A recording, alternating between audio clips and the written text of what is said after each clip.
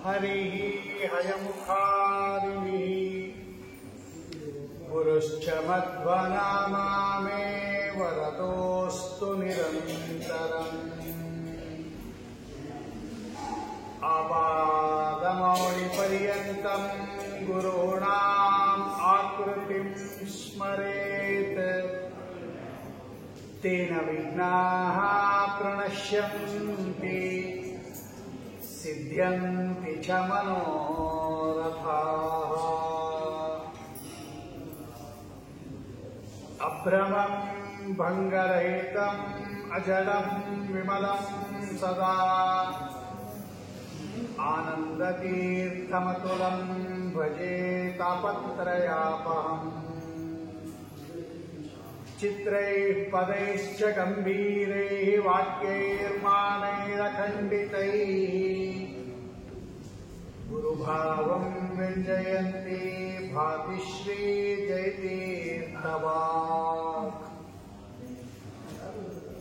अर्तिकल्पितकल्पोऽयं प्रत्यर्तिगजकेसरी व्यासतीर्थगुरुर्भूयादस्मदिष्टार्थसिद्धये। भक्तानां मानसाम्बोजभानवे कामधेनवे नमतां कल्पतरवे जयीन्द्रगुरवे नमः। मुकोऽपि यत्प्रसादेन मुकुन्दशयनायते राजराजायते रिक्तः राघवेन्द्रं तमाश्रये। हरि ओम। ನಿನ್ನೆ ದಿವಸ ಜ್ಯೇಷ್ಠ ಬಹುಳ ತ್ರಯೋದಶಿ ವಿಜೇಂದ್ರ ಸ್ವಾಮಿಗಳ ಆರಾಧನಾ ಮಹೋತ್ಸವ. ಇವತ್ತು ಅವರ ಉತ್ತರಾರಾಧನಾ. ಕುಂಭಕೋಣ ಕ್ಷೇತ್ರದಲ್ಲಿ ವಿರಾಜಮಾನರಾಗಿ 104 ಗ್ರಂಥಗಳನ್ನು ರಚನೆ ಮಾಡಿ 64 ವಿದ್ಯೆಗಳಲ್ಲಿ ಕೌಶಲ್ಯವನ್ನು ಪಡೆದಿರತಕ್ಕಂತಹ ಅಪರೂಪದ ವ್ಯಕ್ತಿ ವಿಜೇಂದ್ರ ಸ್ವಾಮಿ.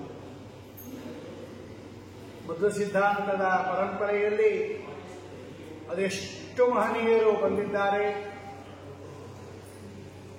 ಎಲ್ಲ ಶ್ರೀಮದ್ ಆಚಾರ್ಯರ ಅನುಗ್ರಹಕ್ಕೆ ಪಾತ್ರರಾದ ದೊಡ್ಡ ದೊಡ್ಡ ಜ್ಞಾನಿಗಳು.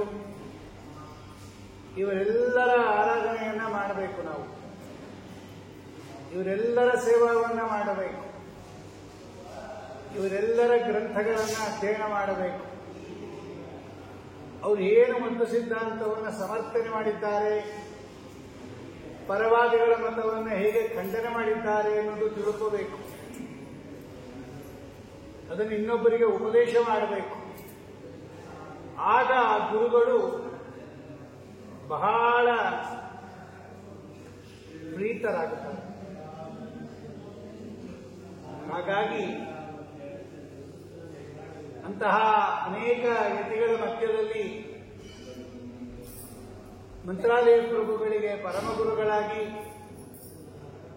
ಅವರ ಹಿಂದಿನ ಅವತಾರರಾಗಿರ್ತಕ್ಕಂತಹ ವ್ಯಾಸರಾಜರಿಗೆ ಶಿಷ್ಯರಾಗಿ ಎರಡೂ ಅವತಾರಕ್ಕೆ ಸಂಬಂಧಪಟ್ಟವರು ವಿಜೇಂದ್ರ ಸ್ವಾಮಿಗಳು. ವ್ಯಾಸರಾಯರ ಶಿಷ್ಯರು, ರಾಯರ ಪರಮಗುರುಗಳು. ಅತ್ಯದ್ಭುತವಾದ ವ್ಯಕ್ತಿತ್ವ. ಆ ವಿಜೇಂದ್ರ ಸ್ವಾಮಿಗಳನ್ನ ವರ್ಣನೆ ಮಾಡೋ ಕಾಲಕ್ಕೆ ವಾದೀಂದ್ರರು ಹೇಳ್ತಾರೆ, ಚಾತುರ್ಯೈಕಾಕೃತಿಶ್ಚ ಚತುರಧಿಕ ಶತಗ್ರಂಥರತ್ನ ಪ್ರಣೇತ ಧೂತಾರಾತಿ ಪ್ರಬಂಧ ಸ್ಫುಟ ವಿದಿತ ಚತುಷ್ಷಿಷ್ಟಿ ವಿದ್ಯಾ ವಿಶೇಷ. ಚಾತುರ್ಯವೇ ಮೂರ್ತಿಯತ್ತಾಗಿ ಬಂದುಬಿಟ್ಟಿದೆಯೇನೋ ಅಂತ. ಚತುರತೆ ಇದೆಯಲ್ಲ, ಎಕ್ಸ್ಪರ್ಟೈಸ್, ಕುಶಲತೆ, ಅದೇ ಒಂದು ಆಕಾರವನ್ನು ತಾಳಿ ಬಂದು ಬಿಟ್ಟಿದೆಯೇನೋ ಅನ್ನೋ ಹಾಗೆ ಚತುರಧಿಕ ಶತಗ್ರಂಥರತ್ನ ಪ್ರಣೇತ 104 ಗ್ರಂಥಗಳು ವಿಜೇಂದ್ರ ಸ್ವಾಮಿಗಳು ಮುಟ್ಟದೇ ಇರತಕ್ಕಂತಹ ಆ ಒಂದು ವಿಭಾಗನೇ ಇಲ್ಲ ನೋಡಿ. ಪ್ರತಿಯೊಂದನ್ನು ಕೂಡ ವಿಶ್ಲೇಷಣೆ ಮಾಡಿ ರಚನೆ ಮಾಡಿಕೊಟ್ಟಿರ್ತಕ್ಕಂತಹ ಮಹಾನುಭಾವ. ದೂತಾರಾತಿ ಪ್ರಬಂಧ ಸ್ಫುಟ ವಿದಿತ, ಯಾವ ದೋಷವೂ ಇಲ್ಲದೆ ಇರತಕ್ಕಂತಹ ಸ್ವಚ್ಛವಾಗಿರ್ತಕ್ಕಂತಹ ಉತ್ಕೃಷ್ಟವಾಗಿರ್ತಕ್ಕಂತಹ ಗ್ರಂಥಗಳನ್ನು ರಚನೆ ಮಾಡಿರ್ತಕ್ಕಂತಹ ಮಹಾನುಭಾವರು. ನಿಜವಾಗಲೂ ಅಂತಹ ಜ್ಞಾನಿಗಳ ಅನುಗ್ರಹ ಬೇಕು ನಮಗೆ. ಅವರ ಆರಾಧನೆ ಖಂಡಿತ ಮಾಡಬೇಕು. ಅವರ ಕೃಪಾದೃಷ್ಟಿ ಬೀಳಬೇಕು ನಮ್ಮ ಮೇಲೆ. ಮಾಧ್ವರಾಗಿ ಬಂದಿದ್ದೀವಿ ನಾವು, ಶ್ರೀಮದ್ ಆಚಾರ್ಯರ ಶಿಷ್ಯರು ಅಂತ ಕರೆಸ್ಕೊತಾ ಇದ್ದೀವಿ. ಅವರ ಗ್ರಂಥದ ಬಗ್ಗೆ ಏನಾದರೂ ಕಿಂಚಿತ್ ನಮಗೆ ತಿಳಿಬೇಕು ಅಂತ ಯಾರಿಗಾದರೂ ಆಸೆ ಇದ್ರೆ ಇಂತಹ ದೊಡ್ಡ ದೊಡ್ಡ ಜ್ಞಾನಿಗಳ ಪದಾರವಿಂದಕ್ಕೆ ಶರಣು ಹೊಂದದೇ ಇದ್ರೆ ಖಂಡಿತ ಆಗೋದಿಲ್ಲ. ಏನು ವೈಭವ ವಿಜೇಂದ್ರ ಸ್ವಾಮಿಗಳು. ಆ ಕಾಲಕ್ಕೆ ಪರಮತೀಯರ ಪ್ರಾಬಲ್ಯ ಬಹಳ ಜಾಸ್ತಿ ಆಗ ಬ್ರಾಹ್ಮಣ್ಯ ಉಳಿಯೋದೇ ಕಷ್ಟ. ಅಂತಹ ಪರಿಸ್ಥಿತಿಯಲ್ಲಿ ಅದನ್ನೆಲ್ಲ ಹರಿಯವಾಯುಗಳ ಅನುಗ್ರಹದಿಂದ ನಿರ್ಭಯವಾಗಿ ಎದುರಿಸಿ ಪರಮತ ಖಂಡನೆ ಮಾಡಿ ಸ್ವಮತ ಸ್ಥಾಪನೆ ಮಾಡಿ ಅತ್ಯದ್ಭುತವಾದ ಕೀರ್ತಿಯನ್ನು ಪಡೆದು ಇವತ್ತೂ ಆ ಕ್ಷೇತ್ರದಲ್ಲಿ ವಿರಾಜಮಾನರಾಗಿರ್ತಕ್ಕಂತಹ ಮಹಾನುಭಾವರು ವಿಜೇಂದ್ರ ಸ್ವಾಮಿ. ಏನು ಶ್ಲೋಕ ಏನು ಹೇಳುತ್ತದೋ, ಭಕ್ತಾನಾಂ ಮಾನಸಾಂಬೋಜ ಭಾನವೇ. ಏನು ಹಂಗಂದ್ರೆ ಅಂದ್ರೆ ಭಾನು ಅಂದ್ರೆ ಸೂರ್ಯ. ಅಂತಹ ಸೂರ್ಯರು ನೀವು. ಅಂತಹ ಸೂರ್ಯರಿಗೆ ನಾನು ನಮಸ್ಕಾರ ಮಾಡ್ತಾ ಇದ್ದೇನೆ. ವಿಜೇಂದ್ರ ಗುರವೇ ನಮಃ. ಭಕ್ತಾನಾಂ ಮಾನಸಾಂಬೋಜ ಭಾನವೇ ವಿಜೇಂದ್ರ ಗುರವೇ ನಮಃ. ಭಕ್ತರು ಅನ್ನತಕ್ಕಂತಹ ಅವರ ಮನಸ್ಸು, ಭಕ್ತಾನಾಂ ಮಾನಸಾಂಬೋಜ, ಭಕ್ತರುಗಳ ಮನಸ್ಸು ಅನ್ನೋದೇ ಒಂದು ಕಮಲ. ಆ ಕಮಲಕ್ಕೆ ಭಾನವೇ ಸೂರ್ಯನಂತೆ ಇರತಕ್ಕಂಥವರು ನೀವು. ನೋಡಿ, ಸೂರ್ಯ ಉದಯಿಸಿದಾಗ ಕಮಲಗಳೆಲ್ಲ ಅರಳಿಬಿಡುತ್ತೆ. ಕಮಲಕ್ಕೂ ಸೂರ್ಯನಿಗೂ ನಂಟು. ಸೂರ್ಯಾಸ್ತಮ ಆದರೆ ಕಮಲ ಎಲ್ಲ ಮುದುರ್ಕೊಂಡ್ಬಿಡುತ್ತೆ. ಸೂರ್ಯ ಉದಯ ಆದರೆ ಕಮಲ ಎಲ್ಲ ಅರಳತ್ತೆ. ಅಂತಹ ಕಮಲಗಳನ್ನ ಅರಳಿಸ್ತಕ್ಕಂತಹ ವ್ಯಕ್ತಿ ಅವನು ಸೂರ್ಯ. ಈ ವಿಜೇಂದ್ರ ಸ್ವಾಮಿಗಳು ಅನ್ನತಕ್ಕಂತಹ ಸೂರ್ಯರೇನಿದ್ದಾರೆ, ಇವರು ಯಾವ ಕಮಲವನ್ನು ಅರಳಿಸಿದ್ರಪ್ಪ ಅಂದ್ರೆ ಭಕ್ತಾನಾಂ ಮಾನಸಾಂಬೋಜ ಭಾನವೇ. ಅವರ ಭಕ್ತರುಗಳೇನಿದ್ದಾರೆ ವಿಜೇಂದ್ರ ಸ್ವಾಮಿಗಳ ಭಕ್ತರು, ಆ ಭಕ್ತರ ಮನಸ್ಸಿದೆಯಲ್ಲ ಅದೇ ಕಮಲಗಳು. ಆ ಕಮಲಗಳನ್ನ ಅರಳಿಸಿದವರು ಮಹಾನುಭಾವರು ವಿಜೇಂದ್ರ ಸ್ವಾಮಿ. ಅಂತಹ ಒಂದು ಸುಂದರವಾದ ಭಕ್ತರ ಮನಸ್ಸನ್ನ ಅರಳಿಸಿದ ಸೂರ್ಯ. ಭಕ್ತರು ಬೇಕಾದನ್ನ ಕೊಡತಕ್ಕಂತಹ ಕಾಮಧೇನು, ಕಲ್ಪವೃಕ್ಷ. ಇಂತಹ ವಿಜೇಂದ್ರ ಸ್ವಾಮಿಗಳನ್ನು ನಾನು ನಮಸ್ಕಾರ ಮಾಡ್ತೀನಿ ಅಂತ ಅವರ ಶ್ಲೋಕ. ಏನು ಅರಳಿಸುವರು ವಿಜೇಂದ್ರ ಸ್ವಾಮಿಗಳು ಅಂತ ಪ್ರಶ್ನೆ ಬಂದಾಗ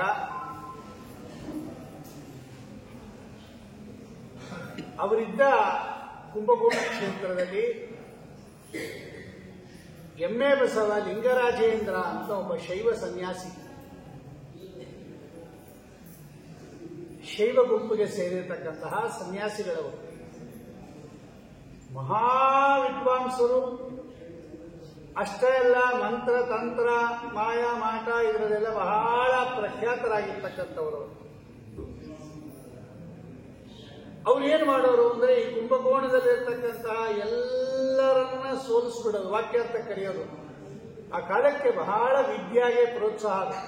ನಮ್ಮ ಮತ ಆಗಲಿ ಪರಮತ ಆಗಲಿ ವಿದ್ಯೆಗೆ ಬಹಳ ಪ್ರಾವೀಣ್ಯ ಪ್ರಾಶಸ್ತ್ಯ ಇರ್ತಕ್ಕಂಥ ಕಾಲ ಅದು. ವಿಜೇಂದ್ರ ಸ್ವಾಮಿಗಳ ಕಾಲ, ವಾದಿರಾಜ ಸ್ವಾಮಿಗಳ ಕಾಲ, ಅದೆಲ್ಲ ಸಮಕಾಲೀನವರೆಲ್ಲ ಒಟ್ಟೊಟ್ಟಿಗೆ ಇದ್ದವರು.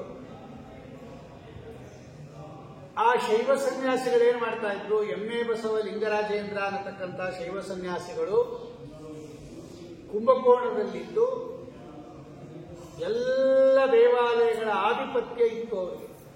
ನೋಡಿ, ಆ ಕುಂಭಕೋಣದಲ್ಲಿ ಸುಮಾರು 350 ದೇವಸ್ಥಾನ ಇದೆಯಂತೆ.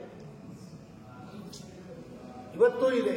ಅಲ್ಲೇ ಇದ್ಬಿಡ್ಬೇಕು, ಒಂದು ತಿಂಗಳು ಇದ್ಬಿಟ್ರೆ ಕುಂಭಕೋಣದಲ್ಲಿ ಎಲ್ಲ ದೇವಸ್ಥಾನ ನೋಡ್ಕೊಂಬರ್ಬೋದು. ನಾವು ಹೋದ್ರೆ ಒಂದು 4-5 ನೋಡ್ಕೊಂಬರ್ಬೋದು ಅಷ್ಟೇ. ಅಲ್ಲೇ ಇದ್ಬಿಟ್ರೆ ಅಲ್ಲಿ ಆ ದೇವಸ್ಥಾನ ಇಲ್ಲದೆ ಇರೋ ರೋಡೇ ಇಲ್ಲ ಅಂತಾರೆ ಅವರು. ಒಂದೊಂದು ರೋಡಲ್ಲೂ ಒಂದೊಂದು ದೇವಸ್ಥಾನ ಇದೆ, ಒಂದೊಂದು ಬೀದಿಲಿ ಒಂದೊಂದು ದೇವಸ್ಥಾನ ಇದ್ದೇ ಇದೆ ಕನಿಷ್ಠ ಪಕ್ಷ ಅಂತ. ಅಂತಹ ಜಾಗ ಅದು ಕುಂಭಕೋಣ. ಅಮೃತ ಇರತಕ್ಕಂತಹ ಕುಂಭ, ಅದರ ಗೋಣ ಅಂದ್ರೆ ಕಂಠ ಪ್ರದೇಶ. ಆ ಕಂಠ ಪ್ರದೇಶದಿಂದ ಅಮೃತ ಸುರಿದಿರ್ತಕ್ಕಂಥ ಜಾಗ, ಅದಕ್ಕೆ ಕುಂಭಕೋಣ ಅಂತ ಕರೀತಾರೆ. ವಾದಿರಾಜ ಸ್ವಾಮಿಗಳು ಬರೀತಾರೆ ಅದನ್ನ ತೀರ್ಥ ಪ್ರಬಂಧದಲ್ಲಿ. ಗರುಡದೇವರು ತಂದಿಟ್ಟಿರ್ತಕ್ಕಂಥ ಅಮೃತ ಕಲಶದ ಕಂಠ ಭಾಗದಿಂದ ಅಮೃತ ಸುರಿದಕ್ಕೆ ಜಾಗ ಅದು ಘೋಣ. ಕೋಣ ಅಲ್ಲ, ಅದು ಘೋಣ, ಕುಂಭಕೋಣ. ನಾವು ಅದನ್ನು ಕೋಣ ಮಾಡಿಬಿಟ್ಟಿದ್ದೀವಿ, ಕುಂಭಕೋಣ. ಘೋಣ ಅಂದ್ರೆ ಆ ತೊಂಬಿಗೆ ಇರುತ್ತಲ್ಲ ಕಲಶ, ಅದರ ಕುತ್ತಿಗೆ ಭಾಗ ಇದೆಯಲ್ಲ, ಅದಕ್ಕೆ ಘೋಣ ಅಂತ ಕರೀತಾರೆ ಸಂಸ್ಕೃತದಲ್ಲಿ. ಅಲ್ಲಿಂದ ಅಮೃತದ ಧಾರೆ ಸುರಿದ ಜಾಗ ಕುಂಭಕೋಣ. ಅಂತಹ ಕ್ಷೇತ್ರವನ್ನ ತಮ್ಮ ಚಟುವಟಿಕೆಗಳಿಗೆ ಆರಿಸಿಕೊಂಡಿರ್ತಕ್ಕಂಥ ಮಹನೀಯರು. ಮಹಾಪವಿತ್ರ ಕ್ಷೇತ್ರ ಅದು ಕುಂಭಕೋಣ. ಶಾಂಗಪಾಣಿ ಎಂತಕ್ಕಂತಹ ರೂಪದಿಂದ ಸ್ವಾಮಿ ವಿರಾಜಮಾನರಾಗಿರ್ತಕ್ಕಂತಹ ಕ್ಷೇತ್ರ ಅದು. ಅಲ್ಲಿರ್ತಕ್ಕಂತಹ ಬ್ರಾಹ್ಮಣರೆಲ್ಲ ಪಾಪ ಸೋತೋದು. ಏನು ಮಾಡ್ತಾರೆ ಅವರು? ಎಷ್ಟು ಅವನು ಹಠವಾದಿ ಅಂತ ಹೇಳಿದ್ರೆ, ಯಾರ್ಯಾರು ಸೋಲ್ತಾರೆ ಅವರೆಲ್ಲ ತಮ್ಮ ಯಜ್ಞೋಪವೀತ ತೆಗೆದುಬಿಡ್ಬೇಕಂತೆ. ಈಗ ಅಂತಸ್ಥಿತಿ ಏನು ಬಂದಿಲ್ಲ ನಮಗೆ ನೋಡಿ. ಅವಾಗ ಎಷ್ಟು ಕಷ್ಟ ಇತ್ತು. ಅವಾಗ ಬರಬೇಕು, ವಾಕ್ಯಾರ್ಥ ಮಾಡಬೇಕು. ಸೋತವರು ಯಜ್ಞೋಪವೀತ ತೆಗೆದುಬಿಟ್ಟು ಲಿಂಗಧಾರಣೆ ಮಾಡಬೇಕು, ಬಲಾತ್ಕಾರವಾಗಿ ಮಾಡಬೇಕು. ಹಿಂಗೆ ಪಾಪ ಅವನು ಎಷ್ಟೋ ಜನದ ಬ್ರಾಹ್ಮಣರ ಯಜ್ಞೋಪವೀತವನ್ನ ತೆಗೆಸಿ ಅವರಿಗೆ ಬಲಾತ್ಕಾರವಾಗಿ ಲಿಂಗಧಾರಣೆ ಮಾಡಿಸಿರ್ತಕ್ಕಂಥವನು ಎಮ್ಮೆ ಬಸವ ಲಿಂಗರಾಜೇಂದ್ರ ಅಂತ. ಇವರೆಲ್ಲ ನೋಡಿದ್ರು ಬ್ರಾಹ್ಮಣರುಗಳು ಪಾಪ. ಮೊದಲು ಬ್ರಾಹ್ಮಣ್ಯ ಉಳಿಸ್ಕೋಬೇಕು, ನಾವು ಸಂಧ್ಯಾವಂದನೆ ಮಾಡಬೇಕು ಪ್ರತಿದಿನ ಬ್ರಾಹ್ಮಣ ಆದವನು, ಮತ್ತು ಬ್ರಾಹ್ಮಣತ್ವ ಉಳಿಬೇಕು ನಮಗೆ. ಕುರ್ಯಾದ್ ಅನ್ಯನ್ ಅವಾ ಕುರ್ಯಾತ್ ಮೈತ್ರೋ ಬ್ರಾಹ್ಮಣ ಉಚ್ಚತೆ. ಬೇರೆ ಏನಾದರೂ ಮಾಡ್ರಿ ಬಿಡ್ರಿ, ಸಂಧ್ಯಾವಂದನೆ ಮಾಡಲೇಬೇಕು ಅವನು ಬ್ರಾಹ್ಮಣ ಅಂತ ಅನ್ನಿಸ್ಕೋಬೇಕಾದ್ರೆ. ಆಮೇಲೆ ವೇದ ಉಪನಿಷತ್ತು ಶಾಸ್ತ್ರ ಎಲ್ಲ, ಆಮೇಲೆ ಪಾಂಡಿತ್ಯ ಅದೆಲ್ಲ. ಮಿನಿಮಮ್ ನೀವು ಬ್ರಾಹ್ಮಣ ಅಂತ ಅನ್ನಿಸ್ಕೋಬೇಕಾದ್ರೆ ಸಂಧ್ಯಾವಂದನೆ ಮಾಡಬೇಕು. ಆ ಸಂಧ್ಯಾವಂದನೆ ಮಾಡಕ್ಕೆ ಅರ್ಹತೆ ಬಂದಿರೋದಕ್ಕೆ ಅದಕ್ಕೆ ಯಜ್ಞೋಪವೀತ ಅಂತ ಕರೀತಾರೆ. ಯಜ್ಞ ಮಾಡಕ್ಕೋಸ್ಕರನೇ ಹಾಕೊಂಡಿರೋ ಉಪವೀತ ಅದು. ಅಂತಹ ಬ್ರಾಹ್ಮಣ್ಯದ ದ್ಯೋತಕವಾಗಿರ್ತಕ್ಕಂಥ ಯಜ್ಞೋಪವೀತವನ್ನೇ ತೆಗೆಸಿಬಿಡ್ತಾ ಇದ್ದ ಆ ಸನ್ಯಾಸಿ. ಅವರೆಲ್ಲ ಬಂದ್ರು, ಆ ಕುಂಭಕೋಣದಲ್ಲಿರ್ತಕ್ಕಂಥವರೆಲ್ಲ ವಿಜೇಂದ್ರ ಸ್ವಾಮಿಗಳ ಹತ್ರ ಬಂದ್ರು. ಬಹಳ ಕಷ್ಟ ಆಗ್ಬಿಟ್ಟಿದೆ ನಮಗೆ. ಭಕ್ತಾನಾಂ ಮಾನಸಾಂಬೋಜ ಭಾನವೇ, ಅದನ್ನೇ ಹೇಳ್ತಾ ಇರೋದು ಅವರು. ಈ ಭಕ್ತರ ಮನಸ್ಸು ಎಲ್ಲ ಮುದುಡ್ಕೊಂಡ್ಬಿಟ್ಟಿತ್ತು. ಏನಪ್ಪ ಇವ ನಮ್ಮ ಯಜ್ಞೋಪವೀತನೇ ತೆಗೆಸಿಬಿಡ್ತಾನೆ, ಬ್ರಾಹ್ಮಣ್ಯಕ್ಕೆ ತೊಂದರೆ ಬರ್ತಾ ಇದೆ ಅಂತ ಹೇಳಿ ಆ ಕಾಲದಲ್ಲಿ ಅಲ್ಲಿರ್ತಕ್ಕಂತಹ ಎಲ್ಲ ಬ್ರಾಹ್ಮಣರ ಮನಸ್ಸು ಮುದುಡುಬಿಟ್ಟಿತ್ತು. ಅವನನ್ನ ಎದುರಿಸೋಂಗಿಲ್ಲ, ಸೋಲ್ಸಕ್ಕಾಗಲ್ಲ, ಬೇರೆ ಬೇರೆ ರೀತಿಯಲ್ಲಿ ಗೆಲ್ತಾ ಇದ್ದಾವ. ಬ್ರಾಹ್ಮಣ್ಯ ಕಳ್ಕೊಳ್ಳುವಂತಹ ಸ್ಥಿತಿ ಬಂದ್ಬಿಟ್ಟಿತ್ತು. ಆಗ ಎಲ್ಲ ಬಂದರು ವಿಜೇಂದ್ರ ಸ್ವಾಮಿಗಳ ಹತ್ರ. ವಿಜೇಂದ್ರ ಸ್ವಾಮಿಗಳು ಆಗ ವಿಶೇಷವಾಗಿ ಅವರನ್ನೆಲ್ಲ ಸಮಾಧಾನ ಮಾಡಿ ಯೋಚನೆ ಮಾಡಬೇಡ್ರಿ, ಭಗವಂತ ಇದ್ದಾನೆ, ನಾವು ಅವರನ್ನು ಎದುರಿಸಿ ಅವರನ್ನ ವಾಕ್ಯಾರ್ಥದಲ್ಲಿ ಸೋಲಿಸ್ತೀವಿ ಅಂತ ಅವ್ರಿಗೆಲ್ಲ ಅಭಯವನ್ನ ಕೊಟ್ಟು ಬಂದರು ಕುಂಭಕೋಣ ಕ್ಷೇತ್ರಕ್ಕೆ. ಸರಿ, ಆ ಕುಂಬೇಶ್ವರನ ದೇವಸ್ಥಾನದಲ್ಲಿ ವಾಕ್ಯಾರ್ಥ ನಡೀಬೇಕು ಅಂತ ನಿಶ್ಚಯ ಆಯ್ತು. ಇವತ್ತು ಅಲ್ಲಿ ಶಾಂಗಪಾಣಿ ದೇವಸ್ಥಾನ, ಕುಂಬೇಶ್ವರ ದೇವಸ್ಥಾನ ಹಿಂದೆ ಮುಂದೆ ಇದೆ, ಮಧ್ಯದಲ್ಲೊಂದು ಸರೋವರ ಇದೆ. ಇವತ್ತು ನೋಡಬಹುದು ನಾವು. ಕುಂಬೇಶ್ವರನ ದೇವಸ್ಥಾನದಲ್ಲಿ ವಾಕ್ಯಾರ್ಥ ನಡೆಯಬೇಕು. ಎಲ್ಲ ನಿಜ ಆಯ್ತು, ವ್ಯವಸ್ಥೆ ಆಯ್ತು. ಏನು ಕಿಕ್ಕಿರಿದು ಸೇರ್ಬಿಟ್ಟಿದ್ದಾರೆ ಜನ. ಆ ಕಾಲಕ್ಕೆ ನಾ ಹೇಳಿದ್ನಲ್ಲ, ಒಂದು ವಾಕ್ಯಾರ್ಥ, ಒಂದು ವಿದ್ವದ್ಗೋಷ್ಠಿ, ಒಂದು ಪ್ರವಚನ, ಬಹಳ ವಿದ್ವಾಂಸರು, ಮನೆ ಮನೆಗಳಿಗೆ ವಿದ್ವಾಂಸರು, ಗಂಡಸರು ಹೆಂಗಸರು ಎಲ್ಲ ಚೆನ್ನಾಗಿ ತಿಳ್ಕೊಂಡಿರ್ತಕ್ಕಂತಹ ಕಾಲ. ತುಂಬೋಯ್ತದು ಆ ನಿಗದಿತ ಸಮಯಕ್ಕೆ ಕುಂಬೇಶ್ವರನ ದೇವಸ್ಥಾನ. ಆ ಶೈವ ಸನ್ಯಾಸಿ ಬಂದ. ಏನು ವೈಭವ, ಏನಿದು, ಅವರ ಹಿಂಬಾಲಕರು ಭಾರಿ ಪಲ್ಲಕ್ಕಿಯಲ್ಲಿ ಕೂತ್ಕೊಂಡು ಬರ್ತಾ ಇದ್ದಾನೆ ಅವನು. ಕುಂಬೇಶ್ವರನ ದೇವಸ್ಥಾನದ ಹತ್ರ ಬಂದಾಗ ಅವ ಹೇಳಿದ, ಇಳಿಸ್ರಿ ನನ್ನ ಪಲ್ಲಕ್ಕಿ ಕೆಳಗೆ ಎಂದ. ಆ ಶೈವ ಸನ್ಯಾಸಿ ಇಳಿಸುದು.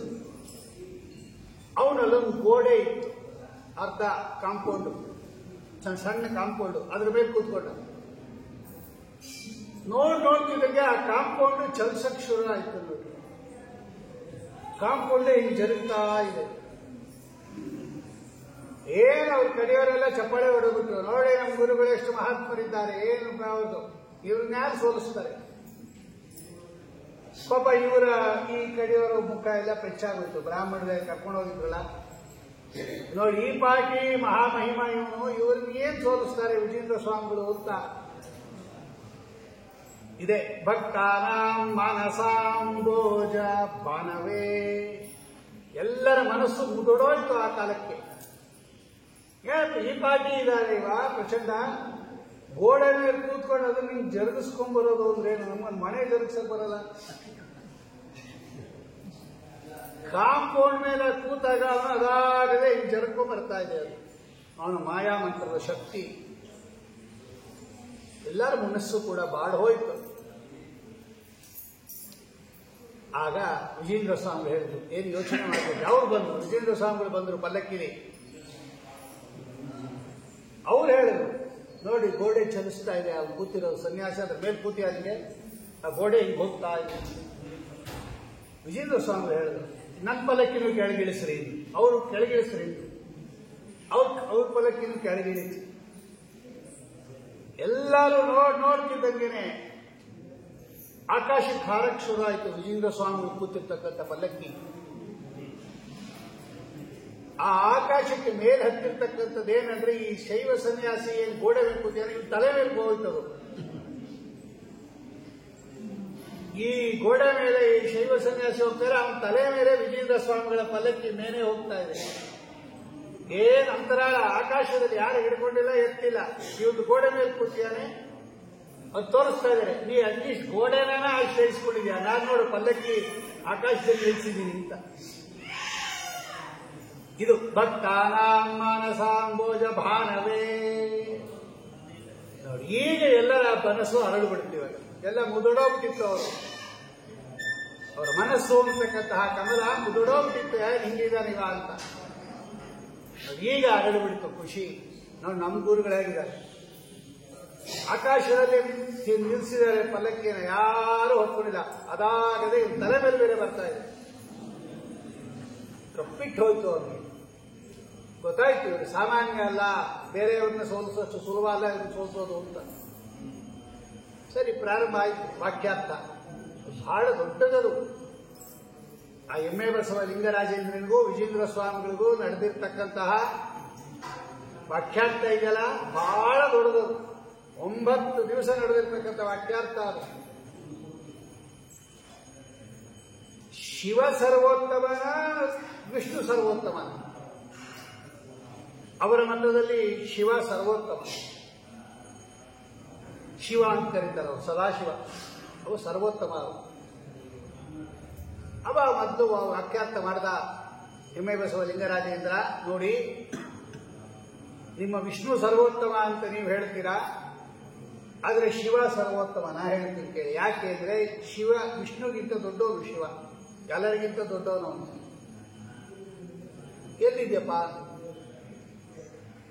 ನಿಮಗೊಂದು ಕಥೆ ಹೇಳ್ತೀನಿ ಕೇಳಿ. ಇಲ್ಲ, ಇದಕ್ಕೆ ಲಿಂಗಮೂಲಾನ್ವೇಷಣ ಅಂತ ಕರೀತಾರೆ. ಒಂದ್ಸಲ ಪುರಾಣದಲ್ಲಿರೋ ಕಥೆ ಇದೆ, ಲಿಂಗ ಪುರಾಣ ಅಂತ ಒಂದು ಪುರಾಣ ಇದೆ, ಅದರಲ್ಲಿ ಇದೆ ಇದು. ಅವ ಹೇಳ್ದ, ತೆಗೆದೇ ಹೇಳ್ದ ಅವನು. ಲಿಂಗ ಪುರಾಣದಲ್ಲಿ ಒಂದು ಕಥೆ ಇದೆ. ಏನು ಒಂದು ವಿಜೇಂದ್ರ ಸ್ವಾಮಿ ಹೇಳಪ್ಪ. ಈ ಬ್ರಹ್ಮದೇವರಿಗೆ ಮತ್ತು ವಿಷ್ಣುಗೆ ಒಂದ್ಸಲ ಕಾಂಪಿಟೇಷನ್ ಆಯ್ತಂತೆ, ಯಾರು ಹೆಚ್ಚು ಅಂತ. ನಾನ್ ಹೆಚ್ಚು ಅಂತ ಬ್ರಹ್ಮದೇವರು, ನಾನ್ ಹೆಚ್ಚು ಅಂತ ವಿಷ್ಣು. ಏನ್ ತೀರ್ಮಾನ ಆಗಿರುತ್ತೆ, ಅವರವರವರೇ ಹೆಚ್ಚು ಅಂತ ಹೇಳ್ಕೊತಾ ಇದ್ರು. ಇವರಿಬ್ರು ಸೇರ್ಕೊಂಡು ರುದ್ರದೇವರ ಹತ್ರ, ಶಿವನ ಹತ್ರ ಹೋದ್ರಂತೆ. ನೋಡಿ, ನಾವಿಬ್ರು ಹೆಚ್ಚು, ನಾನು ಹೆಚ್ಚು, ನಾ ಕಡಿಮೆ ಅಂತ ಹೇಳ್ತಾ ಇದ್ದೀನಿ, ನೀವು ಡಿಸೈಡ್ ಮಾಡ್ರಿ ಯಾರು ಹೆಚ್ಚು ಅಂತ. ಆಗ ಆ ಶಿವ ಹೇಳಿದಂತೆ, ನೋಡಿ ನಿಮ್ಗೊಂದು ಪರೀಕ್ಷೆ ಕೊಡ್ತೀನಿ, ನಿಮ್ಗಿಬ್ಬರಿಗೆ ಯಾರು ಅದ್ರಲ್ಲಿ ಗೆಲ್ತಾರೋ ಅವರೇ ಹೆಚ್ಚು. ಸರಿ, ಏನದು? ಈಗ ನಾನು ಲಿಂಗ ರೂಪದಲ್ಲಿ ಆವಿರ್ಭೂತನಾಗ್ತೀನಿ, ಪ್ರಕಟ ಆಗ್ತೀನಿ. ನೀವು ಆ ಲಿಂಗದ ತುದಿ ಹುಡುಕ್ಬೇಕು, ಮತ್ತು ಮೂಲ ಹುಡುಕ್ಬೇಕು. ಆ ತುದಿ ಎಲ್ಲಿದೆ ಲಿಂಗದ್ದು ಅದು ಹುಡುಕ್ಬೇಕು, ಮೂಲ ಎಲ್ಲಿದೆ ಅದು ಹುಡುಕ್ಬೇಕು. ಯಾರು ಹುಡುಕೊಂಡ್ ಬರ್ತಾರೋ ಅವ್ರು ಶ್ರೇಷ್ಠ ಅಂದ್ರಂತೆ ಶಿವ. ಆಯ್ತು ಅಂತ ಹೇಳಿದ್ರು. ಅವರು ಲಿಂಗ ರೂಪದಲ್ಲಿ ಉದ್ಭೂತರಾದರು.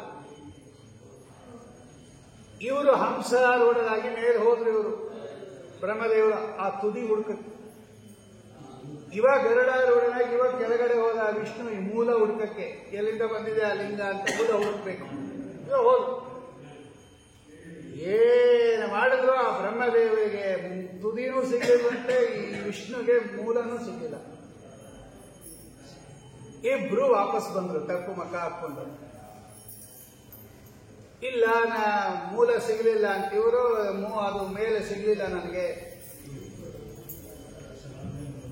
ಅಗ್ರಭಾಗ ಸಿಗಲಿಲ್ಲ ಅಂತ. ಆಗ ಶಿವ ಹೇಳಿದಂತೆ, ಗೊತ್ತಾಯ್ತಾ ಈಗ ಯಾರು ದೊಡ್ಡವರು ಅಂತ? ನೀನು ದೊಡ್ಡವನಲ್ಲ, ನಾನ್ ದೊಡ್ಡವನು.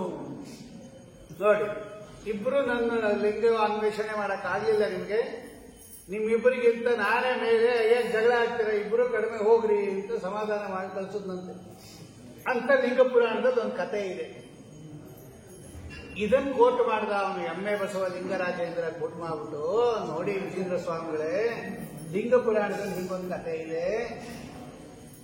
ಇದರಿಂದ ಗೊತ್ತಾಗತ್ತೆ ವಿಷ್ಣುವಿಗಿಂತ ದೊಡ್ಡವನು ಶಿವ, ಅದರಿಂದ ಶಿವನೇ ಸರ್ವೋತ್ತಮ. ಅವ್ರು ಕಡೆಯವರೆಲ್ಲ ಚಪ್ಪಾಳೆ ಹೊರಬಿಟ್ರು ಜೋರಾಗಿ. ನೋಡ್ರ ನಮ್ಮ ಗುರುಗಳು ಹೆಂಗ್ ಸಮರ್ಥನೆ ಮಾಡ್ತಾರೆ. ಭಕ್ತಾನಾಂ ಮಾನಸಾಂಬೋಜ ಭಾನವೇ. ವಿಜೇಂದ್ರ ಸ್ವಾಮಿಗಳು ಹೇಳಿದ್ರು, ಆಯ್ತೇನಪ್ಪ ನಿಂದೆಲ್ಲ ಮುಗಿಸಿದೇನಪ್ಪ, ಈಗ ನಾನು ಹೇಳ್ತೀನಿ ಕೇಳೋದು. ಏನು, ಯಾವ ಪುರಾಣದಲ್ಲಿದೆ ಅಂದ್ರೆ, ಇದು ಲಿಂಗಮೂಲಾನ್ವೇಷಣ ಅಂತಾನೆ ಒಂದು ಗ್ರಂಥ ಇದೆ ಅವ್ರದ್ದು. ಯಾವ ಪುರಾಣದಲ್ಲಿ ಬಂದಿರೋದು ಇದು? ಲಿಂಗ ಪುರಾಣ. ಲಿಂಗ ಪುರಾಣ ತಾಮಸ ಪುರಾಣ. ವಿಜೇಂದ್ರ ಸ್ವಾಮಿ ಹೇಳಿದ್ರು, ಲಿಂಗ ಪುರಾಣ ತಾಮಸ ಪುರಾಣ, ಅದರಲ್ಲಿರೋದು ತಗೋಬಾರದು ಅಂದ್ರು. ಅದು ತಗೋಬಾರದು, ಅದು ತಾಮಸ ಪುರಾಣ. ದೈತ್ಯರ ಮೋಹಕ್ಕೋಸ್ಕರವಾಗಿ ಮಾಡಿರ್ತಕ್ಕಂಥದ್ದು. ಅದು ಸಾತ್ವಿಕ ಪುರಾಣ ಅಲ್ಲ, ಅದನ್ನ ಪ್ರಮಾಣ ಅಂತ ಸ್ವೀಕಾರ ಮಾಡಬಾರದು. ಇವ್ರು ಕೂತ್ಕೊಂಡ್ಬಿಟ್ಟಾರೆ.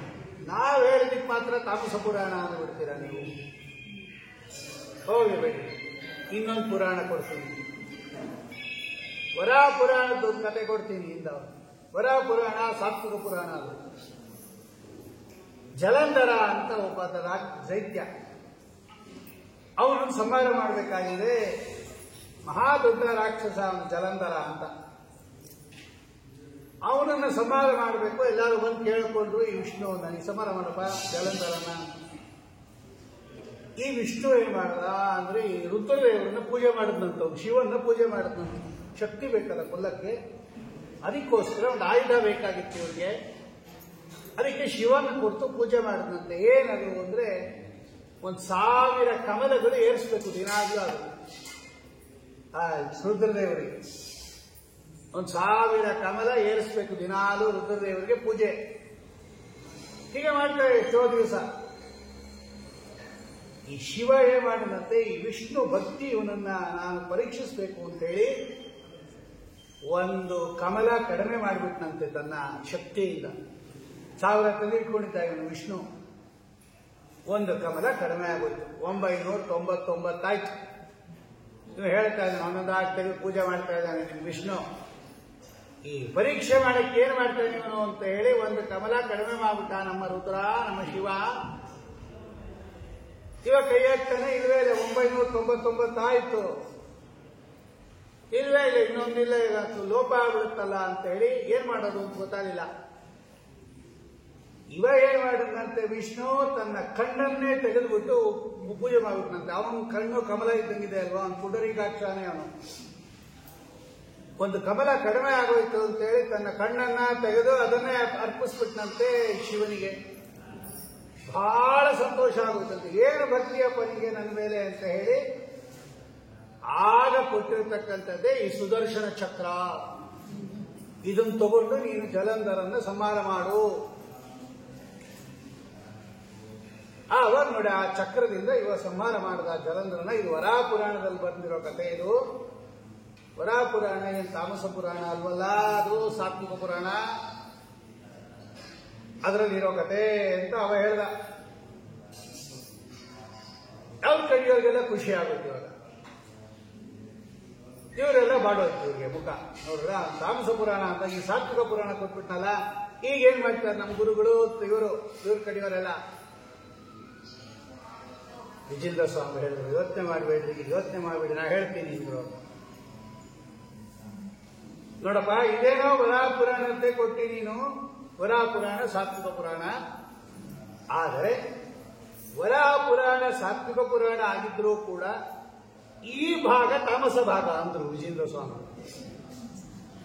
ವರಾಹ ಪುರಾಣ ಸಾತ್ವಿಕ ಪುರಾಣನೇ, ಆದ್ರೆ ನೀನ್ ಹೇಳ್ತಾ ಇರೋ ಘಟ್ಟ ಇದೆಯಲ್ಲ ಅದ್ರಲ್ಲಿ ಇದೆ ನಿಜ, ಆ ಭಾಗ ತಾಮಸ ಭಾಗ ಅಂದ್ರು. ಈಗ ಮನೇನೆ ನಮ್ದು, ಎಲ್ಲ ಮನೇನೂ ನಮ್ದೇ. ದೇವ್ರ ಮನೆಗಿರೋಷ್ಟು ಸ್ಯಾಂಕ್ಟಿಟಿ ಶೌಚಾಲಯ ಇರಲ್ಲಪ್ಪ, ಏನ್ ಮಾಡಕ್ಕಾಗುತ್ತೆ? ನಮ್ದೇ ಅದು, ನಾವೇ ಕಟ್ಟಿಸ್ಕೊಂಡಿರ್ತೀವಿ. ಒಂದು ಪವಿತ್ರ, ಒಂದು ಅಪವಿತ್ರ. ಅದು ನಮ್ಮನೆಲ್ಲ ಯಾರನ್ನ ಕಿತ್ಕೊಂಡು ಹೋಗ್ಬೇಕಾದ್ರೆ ಬೇಕಾದ ಹೋಗ್ತೀವಿ ನೋಡಿ. ಆದ್ರೆ ಒಂದು ಪವಿತ್ರ, ಒಂದು ಅಪವಿತ್ರ. ನಮ್ಮ ಮನೆಯಲ್ಲೇ ಎರಡೆರಡು ಇದೆ ಅಲ್ವಾ. ದೇವ್ರ ಮನೆಗೆ ಇರೋಷ್ಟು ಪವಿತ್ರತೆ ಹಾಲ್ಗಿರಲ್ಲ, ಹಾಲ್ಗಿರೋಷ್ಟು ಪವಿತ್ರತೆ ಶೌಚಾಲಯಕ್ಕಿರಲ್ಲ. ಹಾಗಂತ ನಮ್ದಲ್ಲ ಅನ್ನಕ್ಕಾಗತ್ತ ಅದು? ಹಂಗೆ ವರಾಹ ಪುರಾಣ ಸಾತ್ವಿಕ ಪುರಾಣ ಆಗಿದ್ರು ಕೂಡ ಈ ಭಾಗ ತಾಮಸ ಭಾಗ. ತಾಮಸ ಭಾಗ ಇದ್ರೆ ಅದನ್ನ ಸಾತ್ವಿಕ ಅಂತ ಯಾಕೆ ಕರೆಯುತ್ತೆ ಅಂದ್ರೆ, ಸಾತ್ವಿಕ ಭಾಗ ಜಾಸ್ತಿ ಇರುತ್ತೆ, ತಾಮಸ ಭಾಗ ಕಡಿಮೆ ಇರುತ್ತೆ. ಎಲ್ಲಾ ಪುರಾಣದಲ್ಲೂ ಹಂಗೆ ಇರೋದು. 100% ಸಾತ್ವಿಕ ಅಂತಿಲ್ಲ ನೋಡ. ಆ ಭಾಗ ತಾಮಸ ಭಾಗ ತಗೋಬಾರ್ದು ಅಂದ್ರು ವಿಜೇಂದ್ರ ಸ್ವಾಮಿ. ನಡೆಯೋರಿಗೆಲ್ಲ ಖುಷಿ ಆಗುತ್ತೆ. ಇವ್ರಿಗೆಡೆ ಭಕ್ತಾನ ಮಾನಸಾಂಬೋಜ ಭಾನವೇ, ಅದು ದೈತ್ಯ ಮೋಹಕ್ಕೋಸ್ಕರವಾಗಿ ಹೇಳಿರ್ತಾರೆ, ಅದನ್ನು ಸ್ವೀಕಾರ ಮಾಡಬಾರದು. ಸರಿ, ಭಾಗವತ ನೀವು ಒಪ್ತಿರೋ ಇಲ್ಲೋ? ಒಂದು ಒಪ್ತೀವಿ ಇಂದ್ರು ವಿಜೇಂದ್ರ ಸ್ವಾಮಿ. ಓ ಪರಮ ಪ್ರಮಾಣ ನಮ್ಗೆ ಭಾಗವತ. ಅಲ್ಲೇ ಒಂದು ಕಥೆ ಹೇಳ್ತೀನಿ ಕೇಳ್ರಿ ಇಂದ್ರು. ಭಾಗವತಲ್ಲೇ ಹೇಳ್ತೀನಿ ಕೇಳಿ. ಏನು ಹೇಳ್ತೀಯಪ್ಪ? ನಿಮ್ಮ ವಿಷ್ಣು ತಾನೆ ಕೃಷ್ಣ, ನೀವು ಅದೇ ತಾನೇ ಹೇಳೋದು ಒಂದು ವಿಜೇಂದ್ರ ಸ್ವಾಮಿಗಳಿಗೆ. ಅವನು ಹೌದು ಒಂದು ಹೌದು ಒಂದು ಸಾಕ್ಷಾತ್ ಭಗವಂತನೇ ಕೃಷ್ಣ ಪರಮಾತ್ಮ. ಕೃಷ್ಣಕೇಶ ವೇಷ ಭಗವಂತನದು, ಕೃಷ್ಣಕೇಶ ಅಂತ ರೂಪ ಅದು. ಅದು ಸಾತ್ವಿಕ ಪುರಾಣ ತಾನೆ ಭಾಗವತ. ಹೌದು ಉಂಟು ನೋಡಿ, ಅದರಲ್ಲೇ ಕಥೆ ಹೇಳ್ತೀನಿ ಇಂದ. ಏನು? ನಿಮ್ಮ ಕೃಷ್ಣ ನಮ್ಮ ಶಿವನನ್ನ ತಪಸ್ಸು ಮಾಡಿ ಮಗನನ್ನ ಪಡೆದಿರೋದು ನೋಡ್ರಿ. ಅದು ನಾನೇನಿಲ್ಲ, ನಾನು ನೋಡಿ ತಪಸಾರಾಧ್ಯಂ ಶಂಕರಂ ಲೋಕಶಂಕರಂ. ನಿಮ್ಮ ಕೃಷ್ಣ ಪರಮಾತ್ಮ ಇದಾನಲ್ಲ, ಸಾಕ್ಷಾತ್ ವಿಷ್ಣು, ಶಿವನನ್ನ ಆರಾಧನೆ ಮಾಡೇ ಮಗನನ್ನ ಪಡೆದಿರೋದು. ನೀವೇ ಇದೆ ಬರ್ಕೊಂಡಿದ್ದಾರೆ ನೋಡ್ರಿ, ಅಲ್ಲಿ ತಾಮಸ ಪುರಾಣ ಅಲ್ಲ, ಅದು ಸಾತ್ವಿಕ ಪುರಾಣ. ಈಗ ಹೆಚ್ಚು ಯಾರು ಹೆಚ್ಚು? ತಪಸ್ ಮಾಡುವವನು ಹೆಚ್ಚೋ, ವರ ಕೊಟ್ಟವನು ಹೆಚ್ಚೋ? ಈಗ ಲೆಕ್ಕ ಹಾಕೊಳ್ರಿ. ಈಗ ವಿಜೇಂದ್ರ ಸ್ವಾಮಿ ಹೇಳಿದ್ರು, ಭಾಗವತ ಮಹಾ ಸಾತ್ವಿಕ ಪುರಾಣ ಆಗಿದ್ರು ಕೂಡ ಆ ಭಾಗ ತಾಮಸ ಅಂದ್ರು. ಹೌದು, ಅದು ತಗೊಳ್ಳಲ್ಲ ನಾವು. ಅದು ಸಾತ್ವಿಕ ಪುರಾಣನೇ ಭಾಗವತ, ಮಹಾ ಸಾತ್ವಿಕ ಪುರಾಣ ಅದು. ಆದರೆ ಆ ಭಾಗ ಇದೆಯಲ್ಲ, ಅದು ತಾಮಸ ಅಂದ್ರು. ಹೌದು. ಓಟ್ ಕೂಗಲ್ ಶುರು ಮಾಡ್ಬಿಟ್ಟ. ನಾವು ಹೇಳಿದ್ದೆಲ್ಲ ತಾಮಸ ತಾಮಸ ಅಂತೀರ. ಈಗ ನಾ ಹೇಳ್ತೀನಿ ಕೇಳು, ವಿಜೇಂದ್ರ ಸ್ವಾಮಿ ಹೇಳಿದ್ರು, ನಾ ಹೇಳ್ತೀನಿ ಕೇಳು.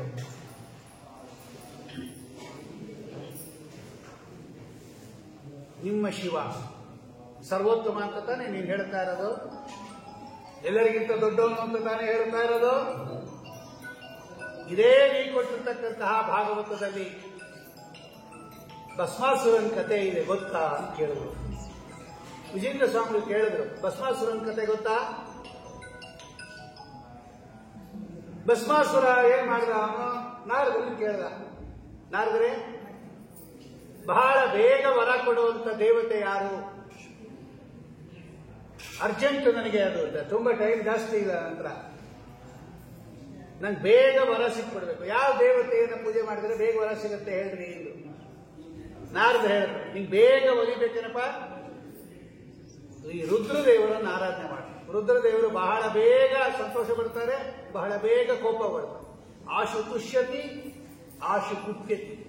ಅವ್ರ ಕೋಪ ಬರೋದು ಬೇಗ, ಸಂತೋಷ ಆಗೋದು ಬೇಗ. ನೋಡ, ಬೇಗ ದರ್ಶಿನಿ ಇದ್ದಂಗೆ ಅವರು. ತಕ್ಷಣ ಹೋಗಿ ತಕ್ಷಣ ಕೊಟ್ಬಿಡ್ತಾನೆ ಅವರು. ಸರಿ, ರುದ್ರದೇವರು ಕುರಿತು ತಪಸ್ಸು ಮಾಡಿದ, ಪ್ರತ್ಯಕ್ಷ ಆಗ್ಬಿಟ್ರು ಅವರು. ಆ ಕಾರಣಿಕರು ಅವರು ಮಹಾರುದ್ರದೇವರು.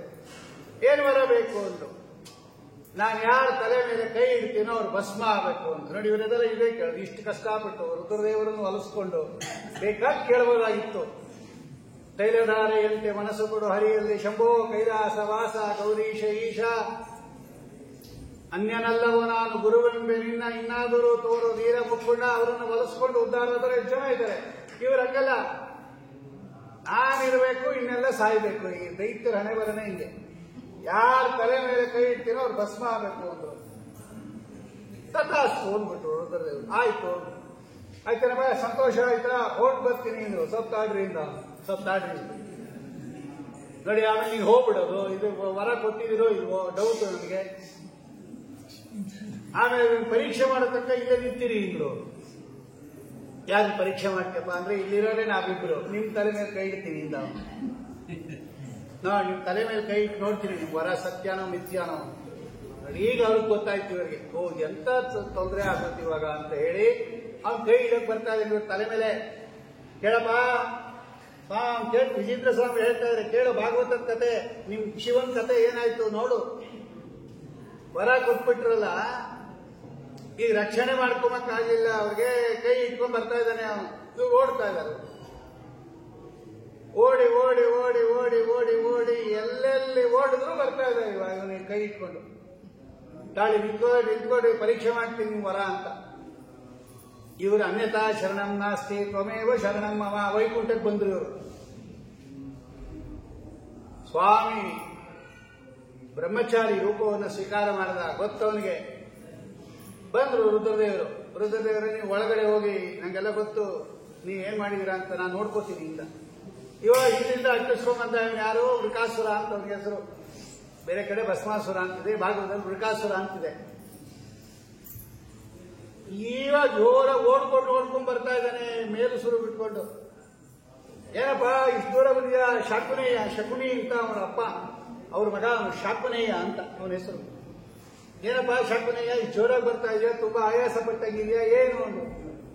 ಆ ರುದ್ರ ಬಂದ ಇಲ್ಲಿ ಈ ಕಡೆ, ಅವನು ಅಟ್ಟಿಸ್ಕೊಂಡ್ ಬರ್ತಾ ಇದ್ದೀನಿ, ಒಳಗೋದ ಅಂದ. ತಾಳು, ಆಮೇಲೆ ಎಲ್ಲ ಮಾತಾಡ್ತೀವಿ, ಸ್ವಲ್ಪ ರೆಸ್ಟ್ ತಗೋ ಅಂತ ಭಗವಂತ. ಒಂದು ಸ್ವಲ್ಪ ಕೂತ್ಕೋ ಆರಾಮವಾಗಿ, ಎಲ್ಲ ಆಯಾಸ ಪರಿಹಾರ ಮಾಡ್ಕೊ, ಆಮೇಲೆ ಹೇಳ್ಬೇಕು ಅಂದ್ರೆ ಸರಿ ಕೂತ್ಕೊಂಡು ಉಸ್ ಉಸ್ ಅಂತ ಓಡ್ಕೊಂಡ್ ಬಂದಿದ್ದ. ಈಗ ಹೇಳಿದ್ದಾರೆ ಕೆಲ ಪರಿಹಾರ ಆಯ್ತಾ ಆಯಾಸ? ಹೇಳಿ ಇವಾಗ ಏನಾಯ್ತು ನೋಡಿ. ನಾನು ರುದ್ರದೇವರನ್ನ ಕೂತು ತಪಸ್ ಮಾಡಿದೆ, ಶಿವನನ್ನ ವರ ಕೊಟ್ಟ, ನಾನು ಯಾರು ತಲೆ ಮೇಲೆ ಕೈ ಇಡ್ತೀನೋ ಅವ್ರು ಭಸ್ಮ ಆಗಬೇಕು ಅಂತ ಹೇಳಿದ್ರು.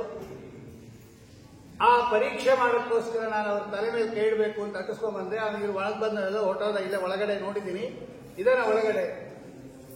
ಆಗ ಪರಮಾತ್ಮ ಹೇಳ್ದ, ಏನ್ ಹೇಳ್ತೀನಿ ನೀನು? ರುದ್ರದೇವರು ವರ ಕೊಟ್ರ, ಏನಂತ ವರ ಕೊಟ್ರು? ಯಾರ ತಲೆ ಮೇಲೆ ಕೈ ಇಡ್ತೀನೋ ಅವರು ಭಸ್ಮ ಆಗಬೇಕು ಅಂತ ವರ ಕೊಟ್ರ? ಹ್ಞೂ ಅಂದ. ನೀನು ಒಪ್ಕೊಂಬಿಟ್ಯಾ? ಹ್ಞೂ ಅಂದ. ಅವರೊಬ್ಬ ಹುಚ್ಚ, ನೀನೊಬ್ಬ ಹುಚ್ಚ. ಅವ್ರು ಮೊದಲೇ ಹುಚ್ಚ, ಸ್ಮಶಾನದಲ್ಲಿ ವಾಸ ಮಾಡ್ತಾರೆ, ಹುಚ್ಚುಚ್ಚ ಕುಣಿತಾರೆ, ಎಗರ್ತಾ ಇರ್ತಾರೆ, ಭೂತಗಣಗಳಿಗೆ ನೃತ್ಯ ಮಾಡ್ತಾರೆ. ಅವರ ಆಕಾರ, ಆ ವೇಷ ಭೂಷ ಎಲ್ಲ ನೋಡು, ಭೂತಗಣಗಳ ಜೊತೆ ಕುಣಿತಾ ಇರ್ತಾರೆ. ತಲೆ ಬುರುಡೆ ಸರ ಹಾಕೊಂಡಿದ್ದಾರೆ, ಹೆಣದ ಬೂದಿ ಬಳಕೊಂಡಿದ್ದಾರೆ, ಗಜಚರ್ಮ ಅಂದಾರ. ಮೊದಲೇ ಹುಚ್ಚು ಅವರು. ಅವ್ರ ಮಾವ ಬೇರೆ ಶಾಪ ಕೊಟ್ಬಿಟ್ಟ, ಅದು ಹೆಚ್ಚಾಗ್ಬಿಡ್ತು. ಆ ಹುಚ್ಚು ಹೇಳಿರೋ ಮಾತೆಲ್ಲ ನೀನು ಒಪ್ಕೊಂಡ್ಬಿಡ್ತೀಯಲ್ಲ. ಹುಚ್ಚರು ನಮ್ಮ ಶಾಸ್ತ್ರದಲ್ಲಿ ಹೇಳುತ್ತೆ, ಉನ್ಮತ್ತ ವಾಕ್ಯವತ್ತ. ದಾರಿಯಲ್ಲಿ ಓಡಾಡ್ತಾ ಇರೋ ಬೇಕಾದಷ್ಟು ಹೇಳ್ಕೊಂಡು ಹೋಗ್ತಾ ಇರ್ತಾನೆ ಹುಚ್ಚ, ಅವ್ನ ಮಾತು ಒಪ್ಕೊಂಡ್ಬಿಡುತ್ತಾ? ಅಂದ. ಹೌದಾ, ನಾವ್ಯಾರು ಆ ರುದ್ರನ್ ಮಾತು ಒಪ್ಪೋದಿಲ್ಲಪ್ಪ. ಈ ನಡುವೆ ಶಾಪ ಬೇರೆ ಬಂದ್ಬಿಟ್ಟಿದೆ, ಸಿಕ್ಕಾಪಟ್ಟೆ ಹುಚ್ಚು ಜಾಸ್ತಿ ಆಗ್ಬಿಟ್ಟಿದೆ. ಎಷ್ಟು ಮೋಹ ಮಾಡ್ಬಿಟ್ಟ ಭಗವಂತ ಅಂತ ಹೇಳಿದ್ರೆ ಆ ಭಸ್ಮಾಸುರನ್ನ. ಹೌದಾ, ನೋಡ ಅದ್ಯಾಕಪ್ಪ, ಪರೀಕ್ಷೆ ಮಾಡ್ಕೊ ನೀನೇ, ನೋಡು ನೀನು ಏನಾಗಲ್ಲ. ತಲೆ ಮೇಲೆ ಕೈ ಇಟ್ಟರೆ ನೀನು ಯಾರು ಸಾಯಲ್ಲ, ಯಾರು ಭಸ್ಮ ಆಗಲ್ಲ ಅಂದ್ರೆ. ಹೆಂಗೆ ಅಂತ ಪರೀಕ್ಷೆ ಮಾಡ್ಕೊ ನೀನೇ ಅಂದ್ರು. ಇಟ್ಕೊಂಬಿಟ್ಟ. ಇವ್ರ ಹೆಸರ ತಲೆ ಮೇಲೆ ಕೈ ಇಟ್ಕೊಂಬಿಟ್ಟ. ಭಸ್ಮ ಸಾಕ್ಷಣ ಧಗ್ಗಂತ ಭಸ್ಮ ಆಗ್ತದೆ. ಆಮೇಲೆ ಒಳಗಡೆಯಿಂದ ಬಂದ್ರು ರುದ್ರದೇವರು, ನಮಸ್ಕಾರ ಮಾಡಿದ್ರು. ಸ್ವಾಮಿ ರಕ್ಷಣೆ ಮಾಡಿದ್ರು. ಭಾಗವತದಲ್ಲಿದೆ ಈ ಕತೆ, ಕೇಳಿದ್ಯಾ? ಇದಕ್ಕೇನು ಹೇಳ್ತೀಯ ಅಂದ್ರು ಅವರು ವಿಜೇಂದ್ರ ಸ್ವಾಮಿಗಳು. ಇದು ಕೇಳಪ್ಪ, ಆ ಕತೆ ಹೇಳಿದೆಯಲ್ಲ ನಮಗೆ, ಈ ಕತೆ ಹೇಳು ಅಂದ್ರು. ಅಯ್ಯೋ ಏನೋ ಒಂದಿರ್ಬೋದು, ಬೈ ಚಾನ್ಸ್ ಹಂಗೆ ಆಗ್ಬಿಟ್ಟಿರುತ್ತೆ ಅಂದ ಇವರು. ನೋಡು ನಿಮ್ಮ ರುದ್ರದೇವರಿಗೆ ಎಷ್ಟು ದೋಷ ಇದೆ, ನಾ ಹೇಳ್ತೀನಿ ಕೇಳು ಅಂದ್ರು. ಏಕೆ, ಏನು? ಸರ್ವೋತ್ತಮ ಆಗಬೇಕಾದರೆ ದೋಷ ಇರಬಾರದು. ನೋಡಿ ಅದೊಂದು ಮೇನ್. ಅದು ಯಾವುದೇ ವ್ಯಕ್ತಿ ಸರ್ವೋತ್ತಮ ಆಗಲಿ, ಆ ವ್ಯಕ್ತಿ ಏನಾಗಿರ್ಬೇಕು? ಅವನು ದೋಷ ದೂರನಾಗಿರಬೇಕು. ದೋಷ ಉಳ್ಳವನು ಸರ್ವೋತ್ತಮ ಆಗಕ್ಕೆ ಸಾಧ್ಯ ಇಲ್ಲ. ಶ್ರೀಮದಾಚಾರ್ಯ ಬರೀತಾರೆ ವಿಷ್ಣು ತತ್ವನಿರ್ಣಯದಲ್ಲಿ, ನಿರ್ದೋಷಾಶೇಷ ಸದ್ಗುಣಂ, ಮೂರನೇ ಚಾಪ್ಟರ್ ಅಲ್ಲಿ ಬರೀತಾರೋ, ನಿರ್ದೋಷಾಶೇಷ ಸದ್ಗುಣಂ ಅತಏವ ಸರ್ವೋತ್ತಮ. ಭಗವಂತ ಯಾಕೆ ಸರ್ವೋತ್ತಮ? ಅವನು ದೋಷ ದೂರನಾಗಿದ್ದಾನೆ. ಎಲ್ಲೆಲ್ಲಿ ದೋಷ ದೂರತ್ವ ಇರುತ್ತೋ ಅಲ್ಲೆಲ್ಲ ಗುಣಪೂರ್ಣತ್ವ ಇರುತ್ತೆ. ಎಲ್ಲೆಲ್ಲಿ ಗುಣಪೂರ್ಣತ್ವ ಇರುತ್ತೋ ಅಲ್ಲೆಲ್ಲ ಸರ್ವೋತ್ತಮತ್ವ ಇರುತ್ತೆ. ನೋಡಿ ಎಷ್ಟು ದೋಷ ಇದೆ ನಿಮ್ಮ ರುದ್ರದೇವರಲ್ಲಿ. ಮೊದಲು ಅವರಿಗೆ ಸರ್ವಜ್ಞತ್ವ ಇಲ್ಲ. ಇವನಿಗೆ ನಾನು ವರ ಕೊಟ್ಟರೆ ನನ್ನ ತಲೆ ಮೇಲೆ ಕೈ ಇಡ್ತಾನೆ ಅನ್ನೋ ಬುದ್ಧಿ ಇಲ್ಲ, ಜ್ಞಾನ ಇಲ್ಲ. ಇವರಿಗೆ ಕೊಟ್ಬಿಟ್ರು, ಆಯ್ತು, ಕೊಟ್ಟಾಯ್ತು. ಹೌದು, ರಕ್ಷಣೆ ಮಾಡ್ಕೊಂಡ್ರ? ಸ್ವಂತ ರಕ್ಷಣೆ ಮಾಡ್ಕೊಂಬತ್ತ ಶಕ್ತಿ ಇಲ್ಲ. ನಮ್ಮ ಸ್ವಾಮಿ ಹತ್ರ ಬಂದ್ರು, ಭಗವಂತನ ಹತ್ರ ಬಂದ್ರು. ಅಜ್ಞಾನ, ಭಯ, ಅಸಾಮರ್ಥ್ಯ, ದೋಷ ಇವೆಲ್ಲ. ಇಷ್ಟೆಲ್ಲ ದೋಷ ಇರ್ತಕ್ಕಂತಹ ಶಿವ ಹೆಂಗ್ ಸರ್ವೋತ್ತಮ ಆಗ್ತಾನೆ ಹೇಳು ನೀನೆ?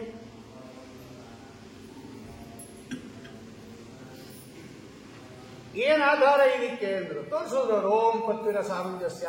ವಿಜೇಂದ್ರ ಸ್ವಾಮಿಗಳು ತೋರಿಸೋರು. ಸೂತ್ರ ಇದೆ ಗೊತ್ತಾ? ಬ್ರಹ್ಮಸೂತ್ರ ಇದೆ ಗೊತ್ತಾ? ಓಂ ಪತ್ವಿರ ಸಾಮಂಜಸ್ಯ ಇವತ್ತು ಇದೆ ಬ್ರಹ್ಮಸೂತ್ರ. ತೆಗೆದು ನೋಡೋರು ವಿಜೇಂದ್ರ ಸ್ವಾಮಿಗಳು. 2ನೇ ಅಧ್ಯಾಯದ 2ನೇ ಪಾದ, ಸಮಯ ಪಾದ ತೆಗೆದು ನೋಡೋದು.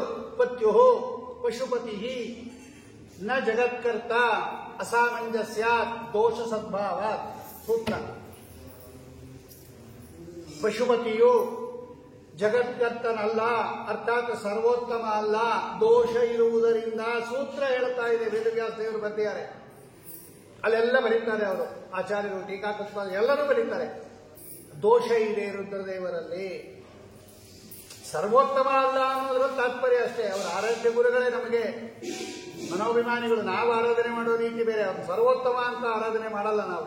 ನೀ ಅದನ್ನ ಹೇಳ್ತಾ ಇರೋದು ನೀನು, ಅದು ತಪ್ಪದು. ಅವ್ರು ಎಲ್ಲಿ ಇಡಬೇಕೋ ತಾರತಮ್ಯದಲ್ಲಿ ಅಲ್ಲಿಟ್ಟು ಪೂಜೆ ಮಾಡಬೇಕು ಅವರನ್ನ. ನಿಂಗೆ ಇನ್ನೊಂದು ಕತೆ ಹೇಳ್ತೀನಿ ಅಂತ ಕೇಳು, ಇನ್ನೊಂದು ಹೇಳ್ತೀನಿ ಕೇಳು. ಒಂದ್ಸಲ 60,000 ಪಿಶಾಚಿಗಳು, ಯೋಗಿನಿ ಅಂತ ಕರೀತಾರೆ ಅವರು, ಯೋಗಿನಿ ಅಂತ ಪಿಶಾಚಿಗಳ ಗುಂಪದು. ಡಾಕಿನಿ, ಯೋಗಿನಿ ಅದೆಲ್ಲ. ಯೋಗಿನಿ ಅಂತ ಒಂದು ಗುಂಪದು, ಪಿಶಾಚಿಗಳ ಗುಂಪು ಯೋಗಿನಿ ಅಂತ. 60,000 ಪಿಶಾಚಿಗಳು ಎಲ್ಲ ರುದ್ರದೇವರನ್ನ ಕುರಿತು ತಪಸ್ ಮಾಡ್ತು, ಅವರಿಂದ ವರ ತಗೋತು ಪಿಶಾಚಿಗಳು. ಆಮೇಲೆ ಏನ್ ಮಾಡ್ತು, ಈ ರುದ್ರದೇವರನ್ನೇ ತಿನ್ನಕ್ ಬಂತು ಅದು, ವರ ತಗೊಂಡ್ಬಿಟ್ಟು. ಇವ್ರು ನೋಡಿದ್ರು ನನ್ನ ಹತ್ರನೇ ವರ ತಗೊಂಡು ನನ್ನನ್ನೇ ತಿನ್ನಕ್ ಬರ್ತಾ ಇದ್ದಾರೆ ಅಂತ ಇವ್ರಿಗೆ ಹೆದರಿಕೆ ಹತ್ಕೊಂಡ್ಬಿಡ್ತೀವಿ. ಇವ್ರಿಗೆ 60,000 ಪಿಶಾಚಿ ಓಡೋದಕ್ಕೆ ಶುರು ಮಾಡಿದ್ರು. ನಿಮ್ಮ ರುದ್ರ, ನಿಮ್ ಶಿವ ಕತೆ ಕೇಳೋ, ಪದ್ಮಪುರಾಣದಲ್ಲಿದೆ ಅದು. ಆವಾಗ ಏನ್ ಮಾಡಿದ್ರು, ಈ ಶಿವ ಇವಾಗ ಕುರಿ ರೂಪ ತಗೊಂಡ್ಬಿಟ್ರು. ಒಂದು ಕುರಿ ರೂಪ ತಗೊಂಡು ಬೇಕಾದಷ್ಟು ಕುರಿಗಳು ಮೇಯ್ತಾ ಇತ್ತು, ಅದರ ಮಧ್ಯೆ ಅವ್ರು ಸೇರ್ಕೊಂಡ್ಬಿಟ್ರು. ಈ ಪಿಶಾಚಿ ಗೊತ್ತಾಗಲ್ಲ ಅಂತ. ಆ ಪಿಶಾಚಿಗಳು ಎಂತ ಪಟ್ಟಿನ ಪಿಶಾಚಿಗಳು ಅಂದ್ರೆ ಇದನ್ನೇ ಹಿಡ್ಕೊತು ಬಂದದು ಅಷ್ಟ್ರ ಮಧ್ಯದಲ್ಲಿ. ಈ ಪ್ರಾಣ ಹೋಗೋ ಸ್ಥಿತಿ ಬಂದ್ಬಿಡ್ತು ಇವರಿಗೆ. ಆಗ ಇವರು ನರಸಿಂಹದೇವರನ್ನ ಸ್ತೋತ್ರ ಮಾಡಿದ್ರು. ಉಪಾಸ್ಯ ಮೂರ್ತಿ ಅದು. ಸ್ತುಹಿಶ್ರುತಂ ಗರ್ತ ಸದಂ ಯುವಾನಂ ಮೃಗನ್ನ ಭೀಮಂ ಉಪಹತ್ಮುಗ್ರಂ ಮೃಡಾ ಚರಿತ್ರೇ ರುದ್ರಸ್ತವಾನೋನ್ಯಂತೆ ಅಸ್ಮಿನ್ ನಿವಪಂತು ಸೇನಾಃ. ರುದ್ರದೇವರು ತಮ್ಮ ಉಪಾಸ್ಯ ಮೂರ್ತಿ ನರಸಿಂಹದೇವರನ್ನ ಸ್ತೋತ್ರ ಮಾಡಕ್ಕೆ ಶುರು ಮಾಡಿಬಿಟ್ರು. ಆಗ ಭಗವಂತ ಪಾತಾಳ ಲೋಕದಿಂದ ಬಂದ. ಅದೊಂದು ರೂಪ ಅಲ್ಲಿ ಭಗವಂತನದು. ಪಾತಾಳ ಲೋಕದಿಂದ ಭಗವಂತ ನರಸಿಂಹ ರೂಪದಲ್ಲಿ ಬಂದು ಈ ಕುರಿ ರೂಪದಲ್ಲಿರ್ತಕ್ಕಂಥ ರುದ್ರದೇವರನ್ನೇ ವಾಹನವನ್ನಾಗಿ ಮಾಡಿಕೊಂಡು ಅದರ ಮೇಲೆ ಕೂತ್ಕೊಂಡು ರುದ್ರದೇವರ ಮೇಲೆ ತನ್ನ ಚಕ್ರದಿಂದ 60,000 ಯೋಗಿನಿ ಪಿಶಾಚಿಗಳನ್ನು ಸಂಹಾರ ಮಾಡಿದ ಭಗವಂತ. ಉದ್ಗತ್ಯ ಪಾತಾಳ ತಲಾತ್ಕರಸ್ಥ ಚಕ್ರೇಣ ಚಕ್ರಂ ಖಲಯೋಗಿನೀನಾಂ ನಿಹತ್ಯ ಗೌರೀವರ ಕಾಮದೋಭೂತ್ ಉನ್ನಮ್ರ ಕರ್ಣೋ ನರಸಿಂಹ ಏಷಃ.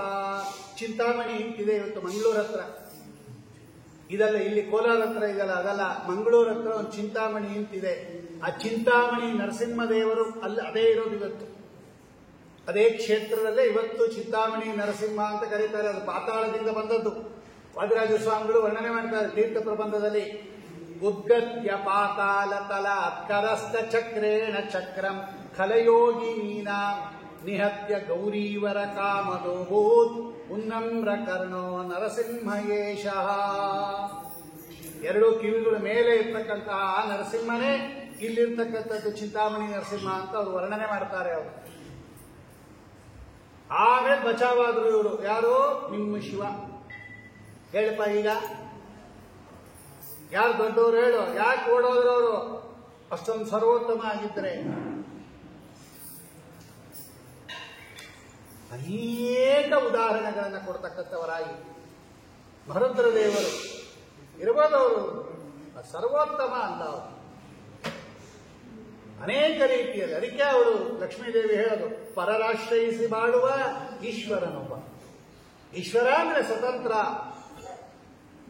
ಇನ್ನೊಬ್ಬರ ಅಧೀನದಲ್ಲಿ ಇರಬಾರ್ದು. ನೋಡು, ಯಾವಾಗಲೂ ನಮ್ಮ ಸ್ವಾಮಿ ಹತ್ರ ಬರ್ತಾನೆ, ಇವನು ಹೆಸರು ಮಾತ್ರ ಈಶ್ವರ ಈಶ್ವರ ಅಂತ ಇಟ್ಕೊಂಡಿದ್ದಾನೆ, ಇವನು ಇಲ್ಲ ಅಂತ ಬೈತಾಳವಳು ಲಕ್ಷ್ಮೀದೇವಿ ಸಮುದ್ರ ಮಥನ ಕಾಲದಲ್ಲಿ. ಸಮುದ್ರ ಮಥನ ಕಾಲದಲ್ಲಿ ಬಂದಿರತಕ್ಕಂತಹ ವಿಷಪಾನ ಮಾಡಿದಾಗ ಏನಾಯ್ತು ನಿಮ್ಗೆ ರುದ್ರನ ಸ್ಥಿತಿ? ಅದು ಒಳಗೂ ಹೋಗದೆ ಹೊರಗೂ ಹೋಗದೆ ಇಲ್ಲೇ ನಿಂತ್ಕೊಂಡ್ಬಿಡ್ತದು. ಅದಕ್ಕೆ ವಿಷಕಂಠ ನೀಲಕಂಠ ಅಂತ ನಿಮ್ಮ ಶಿವಂಗೆ ಹೆಸರು. ಯಾರು ರಕ್ಷಣೆ ಮಾಡಿದ್ದ ಆವಾಗ? ಕಾಲಕೂಟವ ಭಕ್ಷಿಸಿದ ನಮ್ಮ ಅದು ರಾಮನ ದಯವಮ್ಮ, ಮೇಲೆ ಉಳಿಯಲು ಶೇಷಗರಳವು ನೀಲಕಂಠ ಎಂದೆನಿಸಿದ ನಮ್ಮ ವೃಷಭ ಎರೀರ ವಿಷಧರನ್ಯಾರೇ ಬೇಳಮ್ಮಯ್ಯ. ಗೊತ್ತಾ ಹಂಗೆ ನೋಡು ಪದ್ಮಪುರಾಣ. ಯಾರ ಅನುಗ್ರಹದಿಂದ ರಾಮದೇವರ ಪರಮಾತ್ಮ ತಲೆ ಮೇಲೆ ಕೈ ಇಟ್ಟಿದ್ದಕ್ಕೆ ಅವರು ಬಚಾವಾಗಿತ್ತು. ಹೀಗೆ ಅನೇಕ ಕಡೆ ರಾಮದೇವರು ರಾವಣನನ್ನ ಸಂಹಾರ ಮಾಡಿದಾಗ ಇದೇ ನಿಮ್ಮ ಶಿವ ಮೂಲ ರೂಪದಿಂದಲೇ ಬಂದ್ಬಿಟ್ರು. ರಾವಣ ನನ್ನ ಭಕ್ತ ರಾಮ, ನನ್ನ ಭಕ್ತನಾಗಿರ್ತಕ್ಕಂಥ ರಾವಣನನ್ನ ನೀನು ಸಂಹಾರ ಮಾಡ್ತೀಯಾ, ಯುದ್ಧಕ್ಕೆ ನನ್ನ ಮೇಲೆ ಅಂತ. ಆಯ್ತು ಅಂದ್ರು ರಾಮದೇವರು. ತಮ್ಮ ಧನಸ್ಸನ್ನು ತಗೊಂಡು ಸುಮ್ಮನೆ ಒಂದ್ಸಲ ಟೇಂಕಾರ ಹಗ್ಗ ಹಿಂಗೆ ಎಳೆದ್ರು, ಹಂಗೆ ಸ್ಥಾಣು ನಿವಾಚರ ಹಂಗೆ ನಿಂತ್ಕೊಂಡ್ಬಿಟ್ರು ರುದ್ರದೇವರು. ಅಲ್ಲಾಡಕ್ಕಾಗಲಿಲ್ಲ ಅವ್ರ ಕೈಗೆ. ಸ್ತಂಭೀಭೂತ ಜಡೀಕೃತ. ಏನಾಯ್ತು ನಿಮ್ಮ ಶಿವಂದು? ನಮ್ಮ ರಾಮ ನೋಡು ಎದುರುಗಡೆ ಹೆಂಗಿದ್ದಾನೆ, ಗೊತ್ತಾಯ್ತಾ? ಎಷ್ಟು ಉದಾಹರಣೆ ಬೇಕು. ವಿಜೇಂದ್ರ ಸ್ವಾಮಿ ಹೇಳ್ತಾ ಇದ್ದಾರೆ, ಇವ್ರು ಕಡಿಯೋರ್ಗೆಲ್ಲ ಖುಷಿ ಆಗ್ಬಿಡ್ತು ವಿಜೇಂದ್ರ ಸ್ವಾಮಿಗಳ ಕಡೆಯವ್ರಿಗೆ.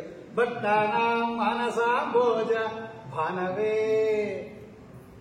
ಸಂತೋಷ ಆದಾಗ ಮುಖ ಎಷ್ಟು ಅರಳ್ಬಿಡುತ್ತೆ ನೋಡ್ರಿ. ಅದೇ ಅರಳಿಸಿದವರು. ಮುಖ ಅರಳಬೇಕಾದ್ರೆ ಒಳಗಡೆ ಮನಸ್ಸು ಅರಳಬೇಕು. ಮನಸ್ಸು ಅರಳದೇ ಇದ್ರೆ ಮುಖ ಅರಳಲ್ಲ. ಬೇಕಾದ್ರೆ ನೋಡ್ರಿ, ಯೋಚನೆ ಬಂದ್ಬಿಡ್ತು ಅಂದ್ರೆ ಏನ್ ಸ್ಮೈಲ್ ಪ್ಲೀಸ್ ಅಂತ ಕೂಗ್ತಾ ಇರ್ತಾನೆ ಫೋಟೋಗ್ರಾಫರ್. ಏನ್ ಸ್ಮೈಲು, ನೀವು ಒಳಗಡೆ ಹೊಟ್ಟೆ ನೋವು ತಲೆ ನೋವು ಇದ್ರೆ ಸ್ಮೈಲ್ ಪ್ಲೀಸ್ ಅಂತ ಎಲ್ಲಿಂದ ನಗ್ಬೇಕ್ರಿ ಅವನು? ಅಥವಾ ಒಳಗಡೆ ಏನೋ ಮನಸ್ಸಿಗೆ ಚಿಂತೆ ಬಂದ್ಬಿಟ್ಟಿರುತ್ತೆ, ಸ್ಮೈಲ್ ಪ್ಲೀಸ್ ಅಂತ. ನಾವು ಮದುವೆ ಮನೆಗೆ ಹೋಗಿರ್ತಾರೆ, ಆ ಹೆಣ್ಣು ಗಂಡು ಜೊತೆ ಫೋಟೋ ತೆಗೆಸ್ಕೋಬೇಕು. ಎಲ್ಲರೂ ನಗ್ತಾ ಇರ್ತಾರೆ, 7 ಸ್ವತ್ತು ಮುಕ್ತಿ ಹಾಕೊಂಡಿರ್ತಾರೆ. ಸ್ಮೈಲ್ ಪ್ಲೀಸ್ ಅಮ್ಮ, ಸ್ಮೈಲ್ ನಗರಿ ಅಂತ. ಎಲ್ಲಿಂದ ನಗ್ತಾರೆ? ಇವ್ರ ಮಗಳಿಗೆ ಮದುವೆ ಆಗಿರಲ್ಲ ಪಾಪ, ಎಷ್ಟು ವರ್ಷ ಆಗ್ತಿರುತ್ತೆ, 35 ವರ್ಷ 36 ವರ್ಷ ಆಗಿದೆ, ಗಂಡು ಸಿಕ್ಕಿಲ್ಲ. ಮದುವೆ ಮನೆಗೆ ಹೋಗಿದ್ದಾಳೆ, ಎಲ್ಲ ಮದುವೆ ಆಗ್ತಾ ಇದೆ, ನನ್ನ ಮಗಳಿಗೆ ಮದುವೆ ಆಗಿಲ್ಲ ಅಂತ ಒಳಗಡೆ ವೇದನೆ ಇದ್ದಾಗ ಸ್ಮೈಲ್ ಎಲ್ಲಿಂದ ಬರುತ್ತೆ ನೋಡ್ರಿ? ಒಳಗಡೆ ಮನಸ್ಸಿಗೆ ಸಂತೋಷ ಆದರೆ ಅದಾಗದೆ ಬರುತ್ತೆ ಮುಗುಳ್ನಗೆ. ಇಲ್ಲದೆ ಇದ್ರೆ ನಗು ಬರಲ್ಲ. ಮನಸ್ಸು ಅರಳಿಸಿದೋರು ಭಕ್ತಾನಾಂ ಮಾನಸಾಂಬೋಜ ಭಾನವೇ. ಆ ಭಕ್ತರ ಮನಸ್ಸು ಇದೆಲ್ಲವನ್ನ ತೆಗೆದು ವಿಜೇಂದ್ರ ಸ್ವಾಮಿಗಳು ಅವನು ಮೇಲೆ ಒಂದೊಂದಾಗಿ ಪ್ರಯೋಗ ಮಾಡಿದ್ದಾರೆ. ಏನು ತಲೆ ತಗ್ಗಿಸಿಬಿಟ್ಟ ಅವನು. 9 ದಿವಸ ನಡೆದಿರ್ತಕ್ಕಂಥ ವಾಕ್ಯಾರ್ಥ ಅದು. ಇನ್ನೊಂದು ಹೇಳ ಅಂದ್ರು, ಹೇಳ್ತೀನಿ ಕೇಳೋದು. ಕೃಷ್ಣ ಪರಮಾತ್ಮ ಪಾರಿಜಾತ ವೃಕ್ಷ ತಂದುಕೊಡುವಾಗ ಸತ್ಯಭಾಮಾದೇವಿಗೆ ಅಲ್ಲಿ ದೇವೇಂದ್ರನ ಉದ್ಯಾನಕ್ಕೆ ಸ್ವರ್ಗಕ್ಕೆ ಹೋಗಿದ್ದ ಭಗವಂತ ಆ ಅದಿತಿಗೆ ಕರ್ಣಕುಂಡಲವನ್ನು ಕೊಡೋದಕ್ಕೆ. ನರಕಾಸುರ ಅಪಹಾರ ಮಾಡಿಬಿಟ್ಟಿದ್ದ ಅದಿತಿಯ ಕರ್ಣಕುಂಡಲವನ್ನ. ನರಕಾಸುರನನ್ನು ಭಗವಂತ ಸಂಹಾರ ಮಾಡ್ದ. ಅದಿತಿ ತಾಯಿಯವರು ಎಷ್ಟಾದರೂ ಅವರ ತಾಯಿಗೆ ಕರ್ಣಕುಂಡಲ ಕೊಟ್ಟು ಬರ್ತೀನಿ ಅಂತ ಸತ್ಯಭಾಮಾದೇವಿಯನ್ನು ಕರ್ಕೊಂಡು ಹೊರಟ. ಸರಿ, ಅದಿತಿಗೆ ಕರ್ಣಕುಂಡಲ ಕೊಟ್ಬಿಟ್ಟ. ವಾಪಸ್ ಬರುವಾಗ ಈ ಸತ್ಯಭಾಮಾದೇವಿ ಪಾರಿಜಾತ ವೃಕ್ಷ ನೋಡಿದ್ಲು. ಕೇಳಿದ್ರು, ಕೃಷ್ಣ ಸ್ವಾಮಿ, ಈ ಪಾರಿಜಾತ ವೃಕ್ಷವನ್ನ ತಗೊಂಡೋಗಿ ನಮ್ಮ ದ್ವಾರಕಾಪಟ್ಟಣದಲ್ಲಿ ಇಟ್ಕೊಳ್ಳೋಣ, ಚೆನ್ನಾಗಿದೆ. ಅಯ್ಯೋ, ನಮ್ಮ ಮಠದ ಎದುರಿಗೆ ಇದೆ, ಅದಕ್ಕೇನು ಆಸೆ ಪಟ್ಲು ಅನ್ಬೇಡ್ರಿ. ಈ ತರ ಪಾರಿಜಾತ ಅಲ್ಲ ಅದು, ಭಾಗವತ ವರ್ಣನೆ ಮಾಡುತ್ತೆ. ಅಯ್ಯೋ, ಇದು ಹೂವು ಆರಿಸ್ಕೊಂಬರೇ ಇಲ್ಲ, ಎಲ್ಲ ತುಳ್ಕೊಂಡು ಹೋಗ್ತಾ ಇರ್ತಾರೆ. ಇದಕ್ಕೆ ಯಾಕೆ ಸತ್ಯಭಾಮಾದೇವಿ ಒದ್ದಾಡಲಿ? ನಾವು ಫೋನ್ ಮಾಡಿದ್ರೆ, ಒಂದು ಮೆಸೇಜ್ ಕಳಿಸಿದ್ರೆ ಒಂದು ಬುಟ್ಟಿ ಕಳಿಸ್ತಾ ಇದ್ವಲ್ಲ ಅಂತ. ಇದೆಲ್ಲ ಹವಳದ ಕಟ್ಟೆಗಳು, ಬಂಗಾರದ ವೃಕ್ಷ, ಮರಕತ ಮಾಣಿಕ್ಯದಿಂದ ಕೂಡಿರತಕ್ಕಂಥದ್ದು, ಬೇಕಾದ್ದು ಕೊಡ್ತಕ್ಕಂಥ. ಭಾಗವತ ಎಷ್ಟು ವರ್ಣನೆ ಮಾಡುತ್ತೆ ಆ ಪಾರಿಜಾತ ವೃಕ್ಷವನ್ನ. ಎಲ್ಲ ಬಂಗಾರದ ಹವಳದ ಮುತ್ತಿನ ಹೂವುಗಳು ಅವೆಲ್ಲ. ಕೃಷ್ಣ ತಗೊಂಡು ಹೋಗೋಣ ಇದು. ಇಲ್ಲ ತಗೊಂಡು ಹೋಗಬಾರದು. ಭಗವಂತ ಹೇಳಿದ ಹಂಗೆಲ್ಲ ತಗೊಂಡು ಹೋಗಬಾರ್ದು, ಅದು ಶೋಭಾಯಮಾನವಾಗಿದೆ, ಸ್ವರ್ಗಕ್ಕೆ ಅದಿರೋದ್ರಿಂದಲೇ ಇದಕ್ಕೆ ನಂದನವನ ಅಂತ ಕರೆಯೋದು. ಬೇಡ ತಗೊಂಡು ಇಲ್ಲ ತಗೊಂಡೋಗೋಣ ಕೃಷ್ಣ. ಆಯ್ತು, ನೋಡಿ ಲಕ್ಷ್ಮೀದೇವಿ ಅವಳು ಸಾಮಾನ್ಯ ಅಲ್ಲ, ಸತ್ಯಭಾಮ ದೇವಿ ಅವಳು ಎಲ್ಲರಿಗೂ ಅನುಗ್ರಹ ಮಾಡ್ತಕ್ಕಂಥ ತಾಯಿ ಅವಳು. ತಗೊಂಡೋಗೋಣ ಆಯ್ತು. ತೆಗೆದ ಭಗವಂತ ಗರುಡನ ಮೇಲೆ ಇಟ್ಕೊಂಡ ಹೊರಟ. ಆ ಯಾರ್ಯಾರು ಕಾಯ್ತಾ ಇರ್ತಾರಲ್ಲ ಕಾವಲುಗಾರರು, ಅವರೆಲ್ಲ ಹೋಗಿ ಇಂದ್ರದೇವ್ರಿಗೆ ಹೇಳ್ಬಿಟ್ರು, ಸ್ವಾಮಿ ಕೃಷ್ಣ ತಗೊಂಡೋಗ್ತಾ ಇದ್ದಾನೆ ಯಾವುದು ಪಾರಿಜಾತ ವೃಕ್ಷ. ಅವಾಗ ಕೋಪ ಬಂದ್ಬಿಡ್ತು ಅವನಿಗೆ, ಇಂದ್ರದೇವರಿಗೆ. ಮತ್ತೊಮ್ಮೆ ಹಿಂದೆ ಒಂದ್ಸಲ ಅಟ್ಯಾಕ್ ಮಾಡಿ ಹೇಗೆ ತಿಂದಿದ್ದ ಅವನ ಗೋವರ್ಧನ ಸಂದರ್ಭದಲ್ಲಿ ಮತ್ತೆ ಯುದ್ಧಕ್ಕೆ ಬಂದ. ಎಲ್ಲ ದಿಕ್ಪಾಲಕರು ಯುದ್ಧಕ್ಕೆ ಬಂದಿದ್ದಾರೆ ಆವಾಗ. ಇಂದ್ರ, ಅಗ್ನಿ, ಯಮ, ವರುಣ, ವಾಯು ಅಂದ್ರೆ ಇವು ಮುಖ್ಯಪ್ರಾಣದೇವರಲ್ಲ, ಈ ದಿಕ್ಪಾಲಕ ವಾಯು, ಕೋಣವಾಯು, ರುದ್ರದೇವರು ಬಂದಿದ್ದಾರೆ ಕೃಷ್ಣನ ಮೇಲೆ ಯುದ್ಧಕ್ಕೆ. ವಿಜೇಂದ್ರ ಸ್ವಾಮಿ ಹೇಳಿದ್ರು, ನಮ್ಮ ಕೃಷ್ಣನ ಮೇಲೆ ಯುದ್ಧಕ್ಕೆ ಬಂದಿದ್ದಾನೆ ನಿಮ್ ಶಿವ. ರುದ್ರದೇವರು ಬಂದಿಯಾರ್ರಿ, ದಿಕ್ಪಾಲಕರವರು ಈಶಾನ್ಯ ದಿಕ್ಕಿಗೆ.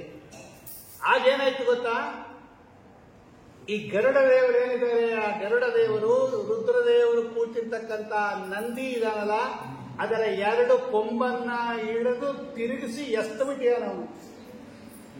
2 ಕಿಲೋಮೀಟರ್ ದೂರ ಅದು ರುದ್ರದೇವರ ಸಮೇತ ಹೋಗ್ಬಿತ್ತದು. ನಂದಿ ಮೇಲ್ ಕೂಡಿಸ್ಕೊಂಡಿರೋ ರುದ್ರದೇವರು ಎಲ್ಲ ಹೋಗ್ಬಿತ್ತದು. ಭಗವಂತನ ತನಕ ಹೋಗಬೇಡಿ, ಭಗವಂತ ಕೂತಿರೋ ಗರುಡ ದೇವರು ಮಾಡಿರೋ ಕೆಲಸ ಇದು. ಹೇಳಿದ್ರು ವಿಜೇಂದ್ರ ಸ್ವಾಮಿ. ಏನಪ್ಪಾ ಭಾಗವತ ಕಥೆ ಕೇಳಿದ್ಯಾ? ಒಂದಲ್ಲ ಎರಡಲ್ಲ, ಎಷ್ಟು ಸಲ ನೋಡು ನಿಮ್ಮ ಶಿವ ನಮ್ಮ ಸ್ವಾಮಿ ಹತ್ರ ಸೋತೋಗಿರ್ತಕ್ಕಂಥದ್ದು ನೋಡಿದ್ಯಾ? ಏನು ಉತ್ತರ ಕೊಡ್ತಾ ಇಲ್ಲ.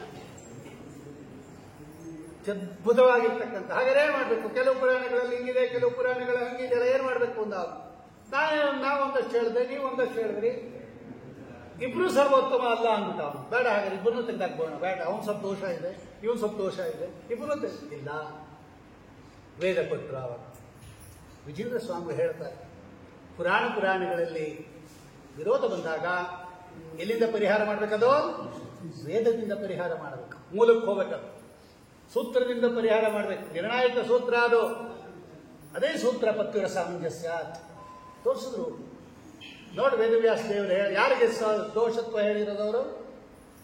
ಪರಮಾತ್ಮನಿಗೆ ಜಗಜ್ಜನ್ಮಾದಿ ಕಾರಣತ್ವ ಹೇಳಿ, ಜನ್ಮಾದ್ಯಸಹಿತಃ ಓಂ ಅಂತ ಹೇಳಿ, ದುರ್ವಾಧ್ಯಾಯಿತರತ್ವ ಹೇಳಿ, ಬೇಕಾದ್ದು ಗುಣಗಳನ್ನು ಹೇಳತಕ್ಕಂಥವರಾಗಿ, ಭೂಮತ್ವವನ್ನು ಹೇಳಿ, ಬ್ರಹ್ಮಶಬ್ದ ಪ್ರಯೋಗ ಮಾಡಿ ಯಾರಿಗೆ ದೋಷ ಹೇಳಿದ್ದವರು? ರುದ್ರದೇವರಿಗೆ. ಓಂ ಪತ್ಯುರ ಸಾಮಂಜಸ್ಯ. ವೇದ ಇದೆ, ಉದಾಹರಣೆ ಮಾಡಿರೋರು. ಸ್ತುಹಿಶ್ರುತಂ ಗರ್ತ ಸದಂ ಯುವಾನಂ ಮೃಗನ್ನ ಭೀಮಂ ಪಹತ್ನು ಮುಗ್ರಂ ಮೃಡಾಚರಿತ್ರೇ ರುದ್ರಸ್ತವಾನೋ ಅನ್ಯಂತೆ ಅಸ್ಮಿನ್ ನಿವಪಂತು ಸೇನಾಃ. ಆಚಾರ್ಯ ಉದಾಹರಣೆ ಮಾಡ್ತಾರೆ ತಾತ್ಪರ್ಯ ನಿರ್ಣಯದಲ್ಲಿ ವೇದವನ್ನ. ಗೊತ್ತಾಯ್ತಲ್ಲ? ಆದ್ದರಿಂದ 2 ಪುರಾಣಗಳಿಗೆ ವಿರೋಧ ಬಂದಾಗ ಎಲ್ಲಿ ಪರಿಹಾರ ಮಾಡಬೇಕದು? ಸುಪ್ರೀಂ ಕೋರ್ಟ್ ಇದ್ದಂಗೆ ಅದು ವೇದ, ಅಲ್ಲಿ ಹೋಗ್ಬೇಕು. ವೇದ ಈ ಮಾತನ್ನ ಆಡ್ತಾ ಇದೆ.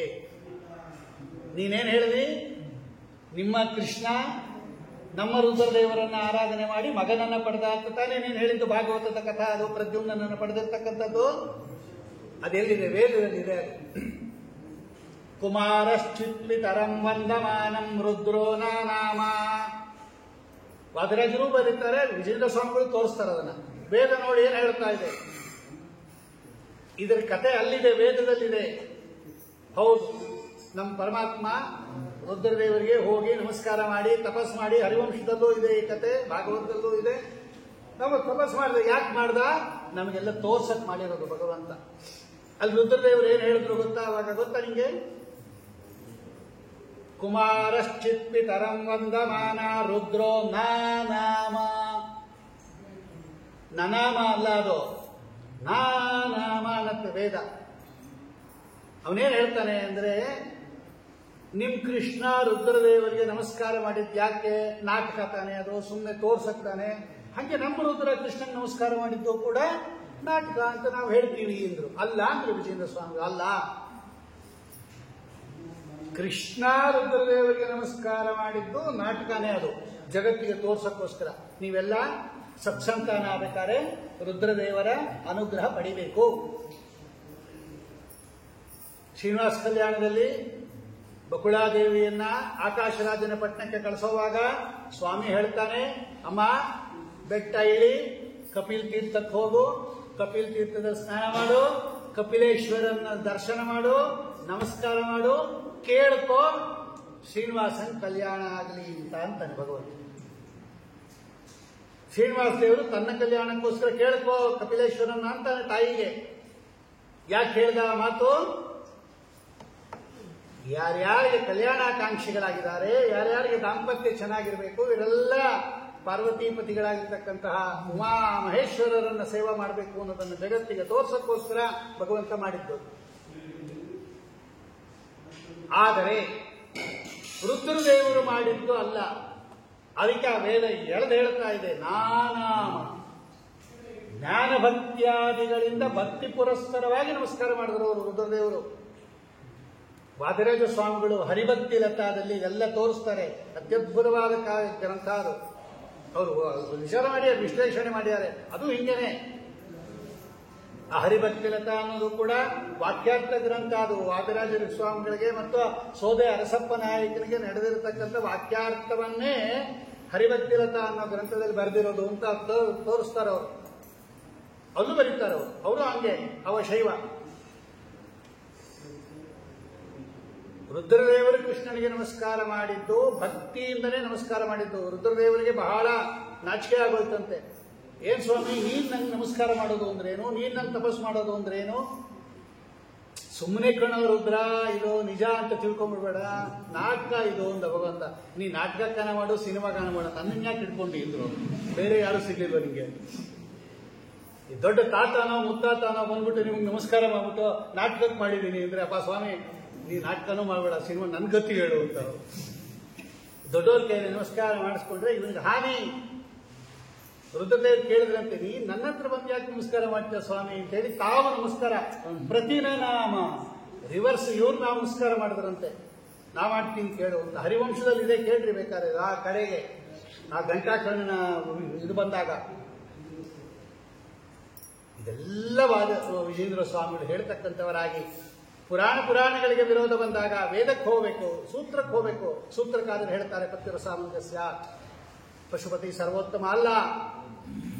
ಪಶುಪತಿಯನ್ನು ಆರಾಧನೆ ಮಾಡ್ರಿ, ಬೇಡ ಅನ್ನಲ್ಲ, ನಾವು ಆರಾಧನೆ ಮಾಡ್ತೀವಿ.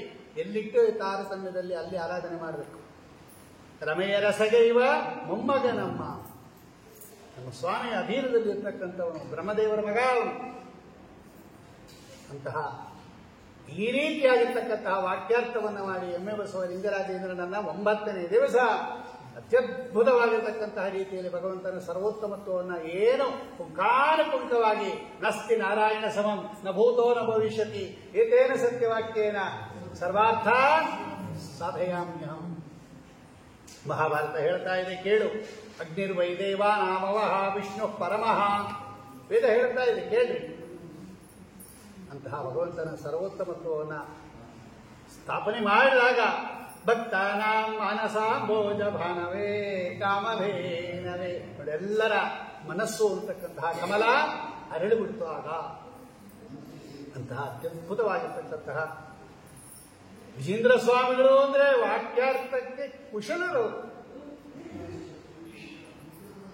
ಆ ಅಪ್ಪೈ ದೀಕ್ಷಿತರ ಜೊತೆ ನಡೆದಿರ್ತಕ್ಕಂಥ ವಾಕ್ಯಾರ್ಥ ಅದು ಅದ್ವೈತ, ದ್ವೈತಾದ್ವೈತ ವಿಮರ್ಶೆ. ಅದು ಜೀವಬ್ರಹ್ಮರಿಗೆ ಐಕ್ಯ ಇದೆಯಾ, ಜೀವಬ್ರಹ್ಮರಿಗೆ ಭೇದ ಇದೆಯಾ? ಜೀವಬ್ರಹ್ಮರ ಭೇದ ಇದೆ ಅಂತ ಅವರೊಂದು ಗ್ರಂಥ ಬರೆಯೋದು, ಇವರೊಂದು ಗ್ರಂಥ ಬರೆಯೋದು. ಭೇದ ಧಿಕ್ಕಾರ, ಭೇದ ವಿದ್ಯಾವಿಲಾಸ ಅಂತ ಬರೆದರು. ಮಧ್ವಮುಖ ಮರ್ಧನ, ಏನ್ ಗ್ರಂಥ ರೀ? ಮಧ್ವಮುಖ ಮರ್ಧನ, ಮಧ್ವಾಧ್ವ ಕಂಟಕೋದ್ಧಾರ, ಇವ್ರು ಬರೆಯೋದು. ಅವರೊಂದು ಬರೆಯೋದು, ಇವರೊಂದು ಬರೆಯೋದು.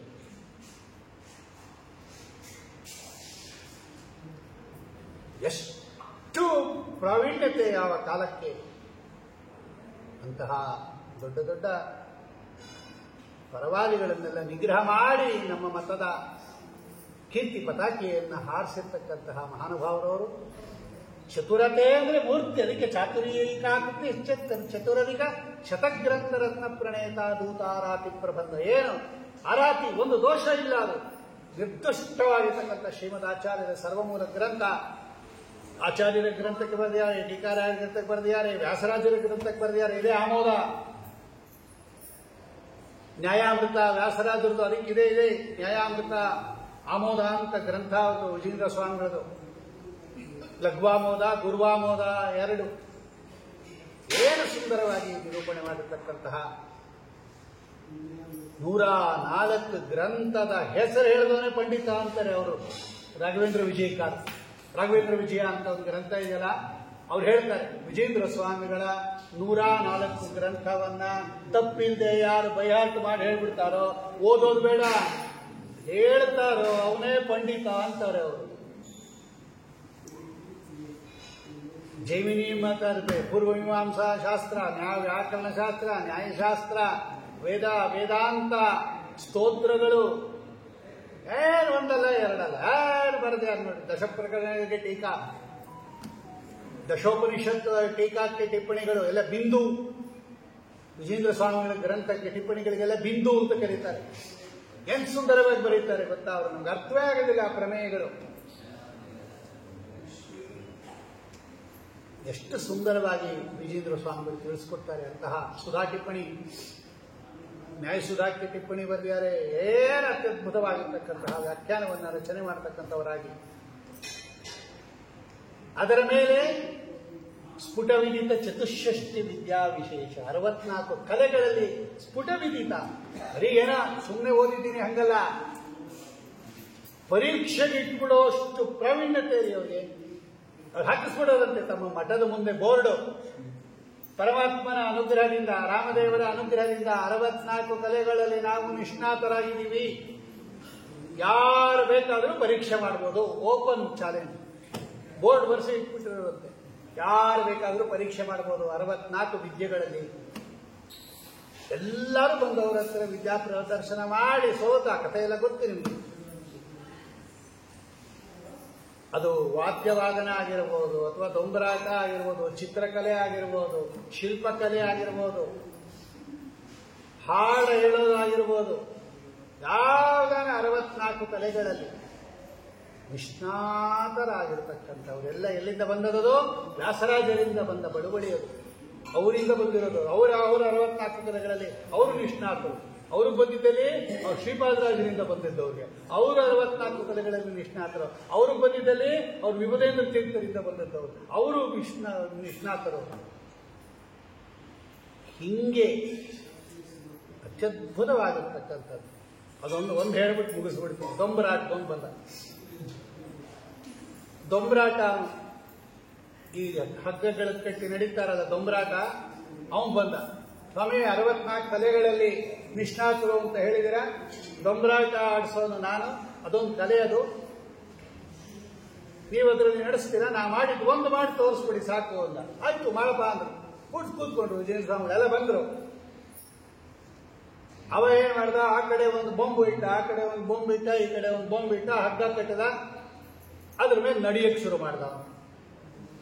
ದೂರದೇ ಕಟ್ಟಿದ್ದ, ಕೋಲು ಗೀಲು ಏನು ಇದೆ ಅದ್ರ ಮೇಲೆ ಹತ್ತ ಹಿಂಗೆ ನಡ್ಕೊಂಬಂದ.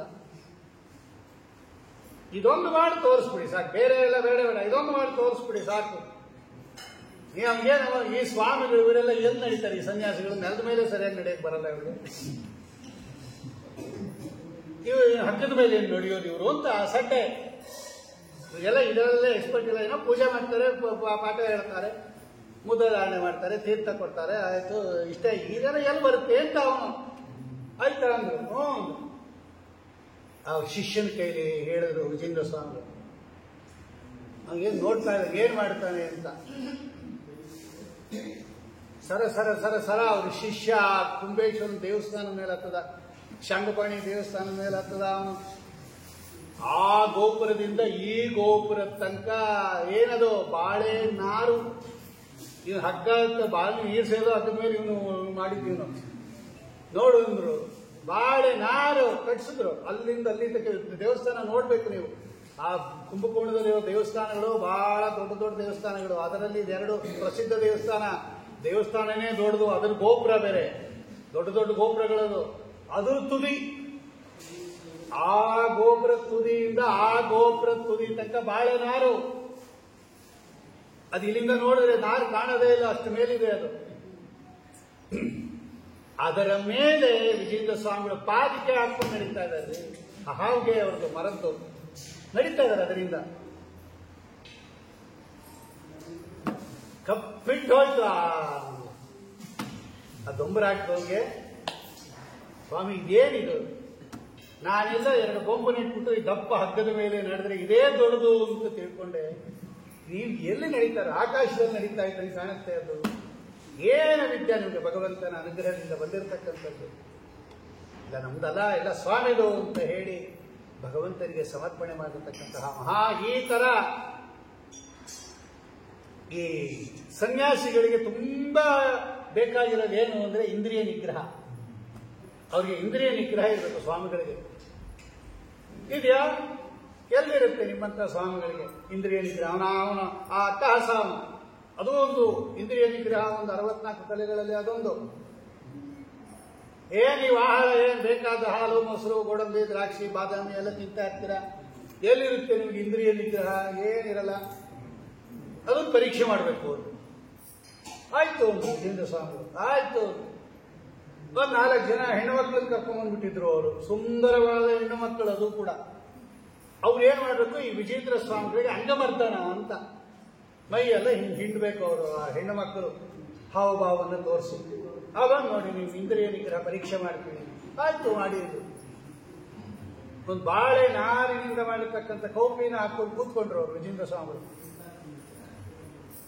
ಆ ಹೆಣ್ಣು ಮಕ್ಕಳು ಬಂದು ಅವರ ಲಾವಣ್ಯಗಳನ್ನ ಪ್ರದರ್ಶನ ಮಾಡ್ತಾ ವಿಜೇಂದ್ರ ಸ್ವಾಮಿಗಳನ್ನ ಹಿಂಗೆ ಮರ್ದನ ಮಾಡಬೇಕು ಅವರು.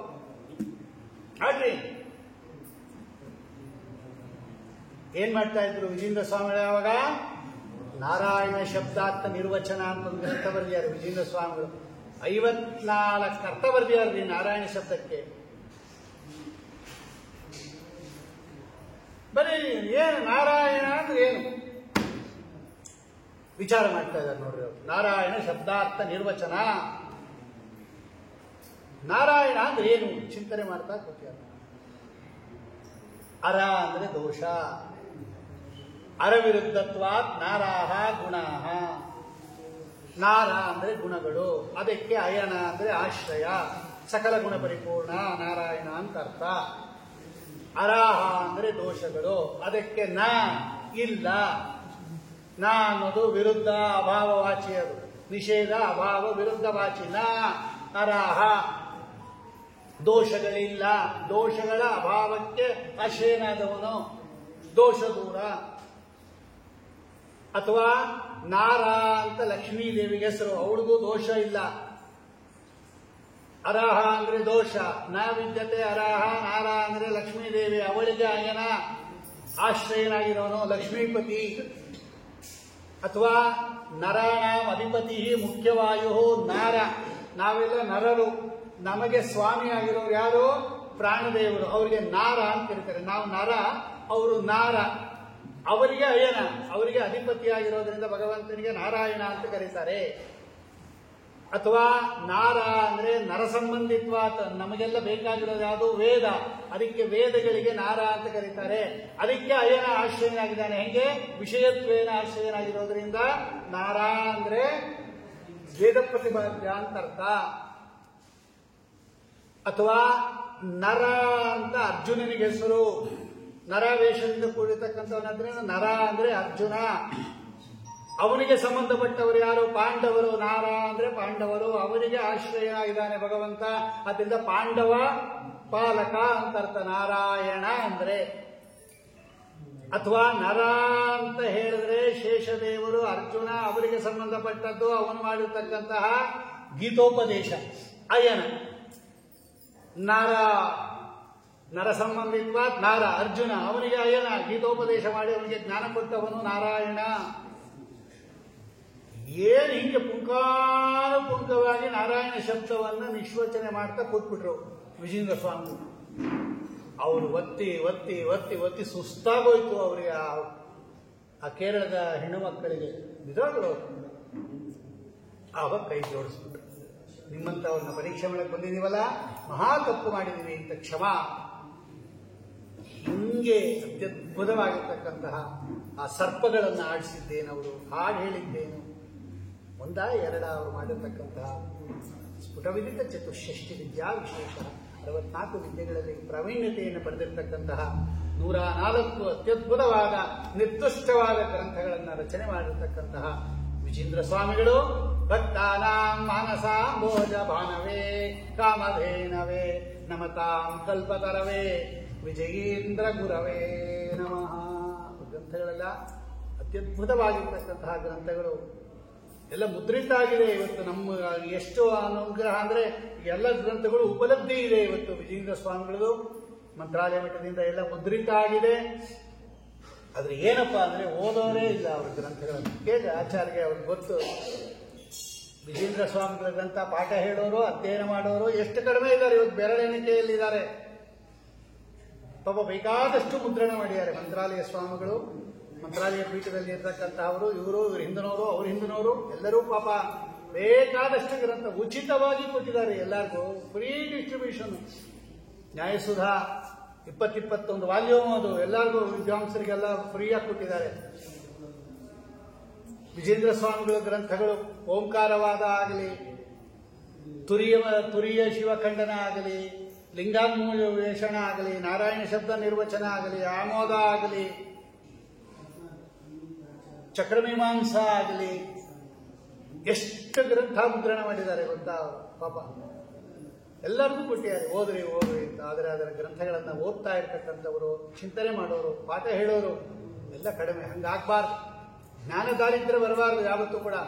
ಬರೀ ಅವರು ಪವಾಡ ಮಾಡಿದ್ರು ಅದನ್ನು ಹೇಳಿಕೊಂಡು ಆರಾಧನೆ ಮಾಡಿ ಮುಗಿಸ್ಕೊಡೋದಲ್ಲ.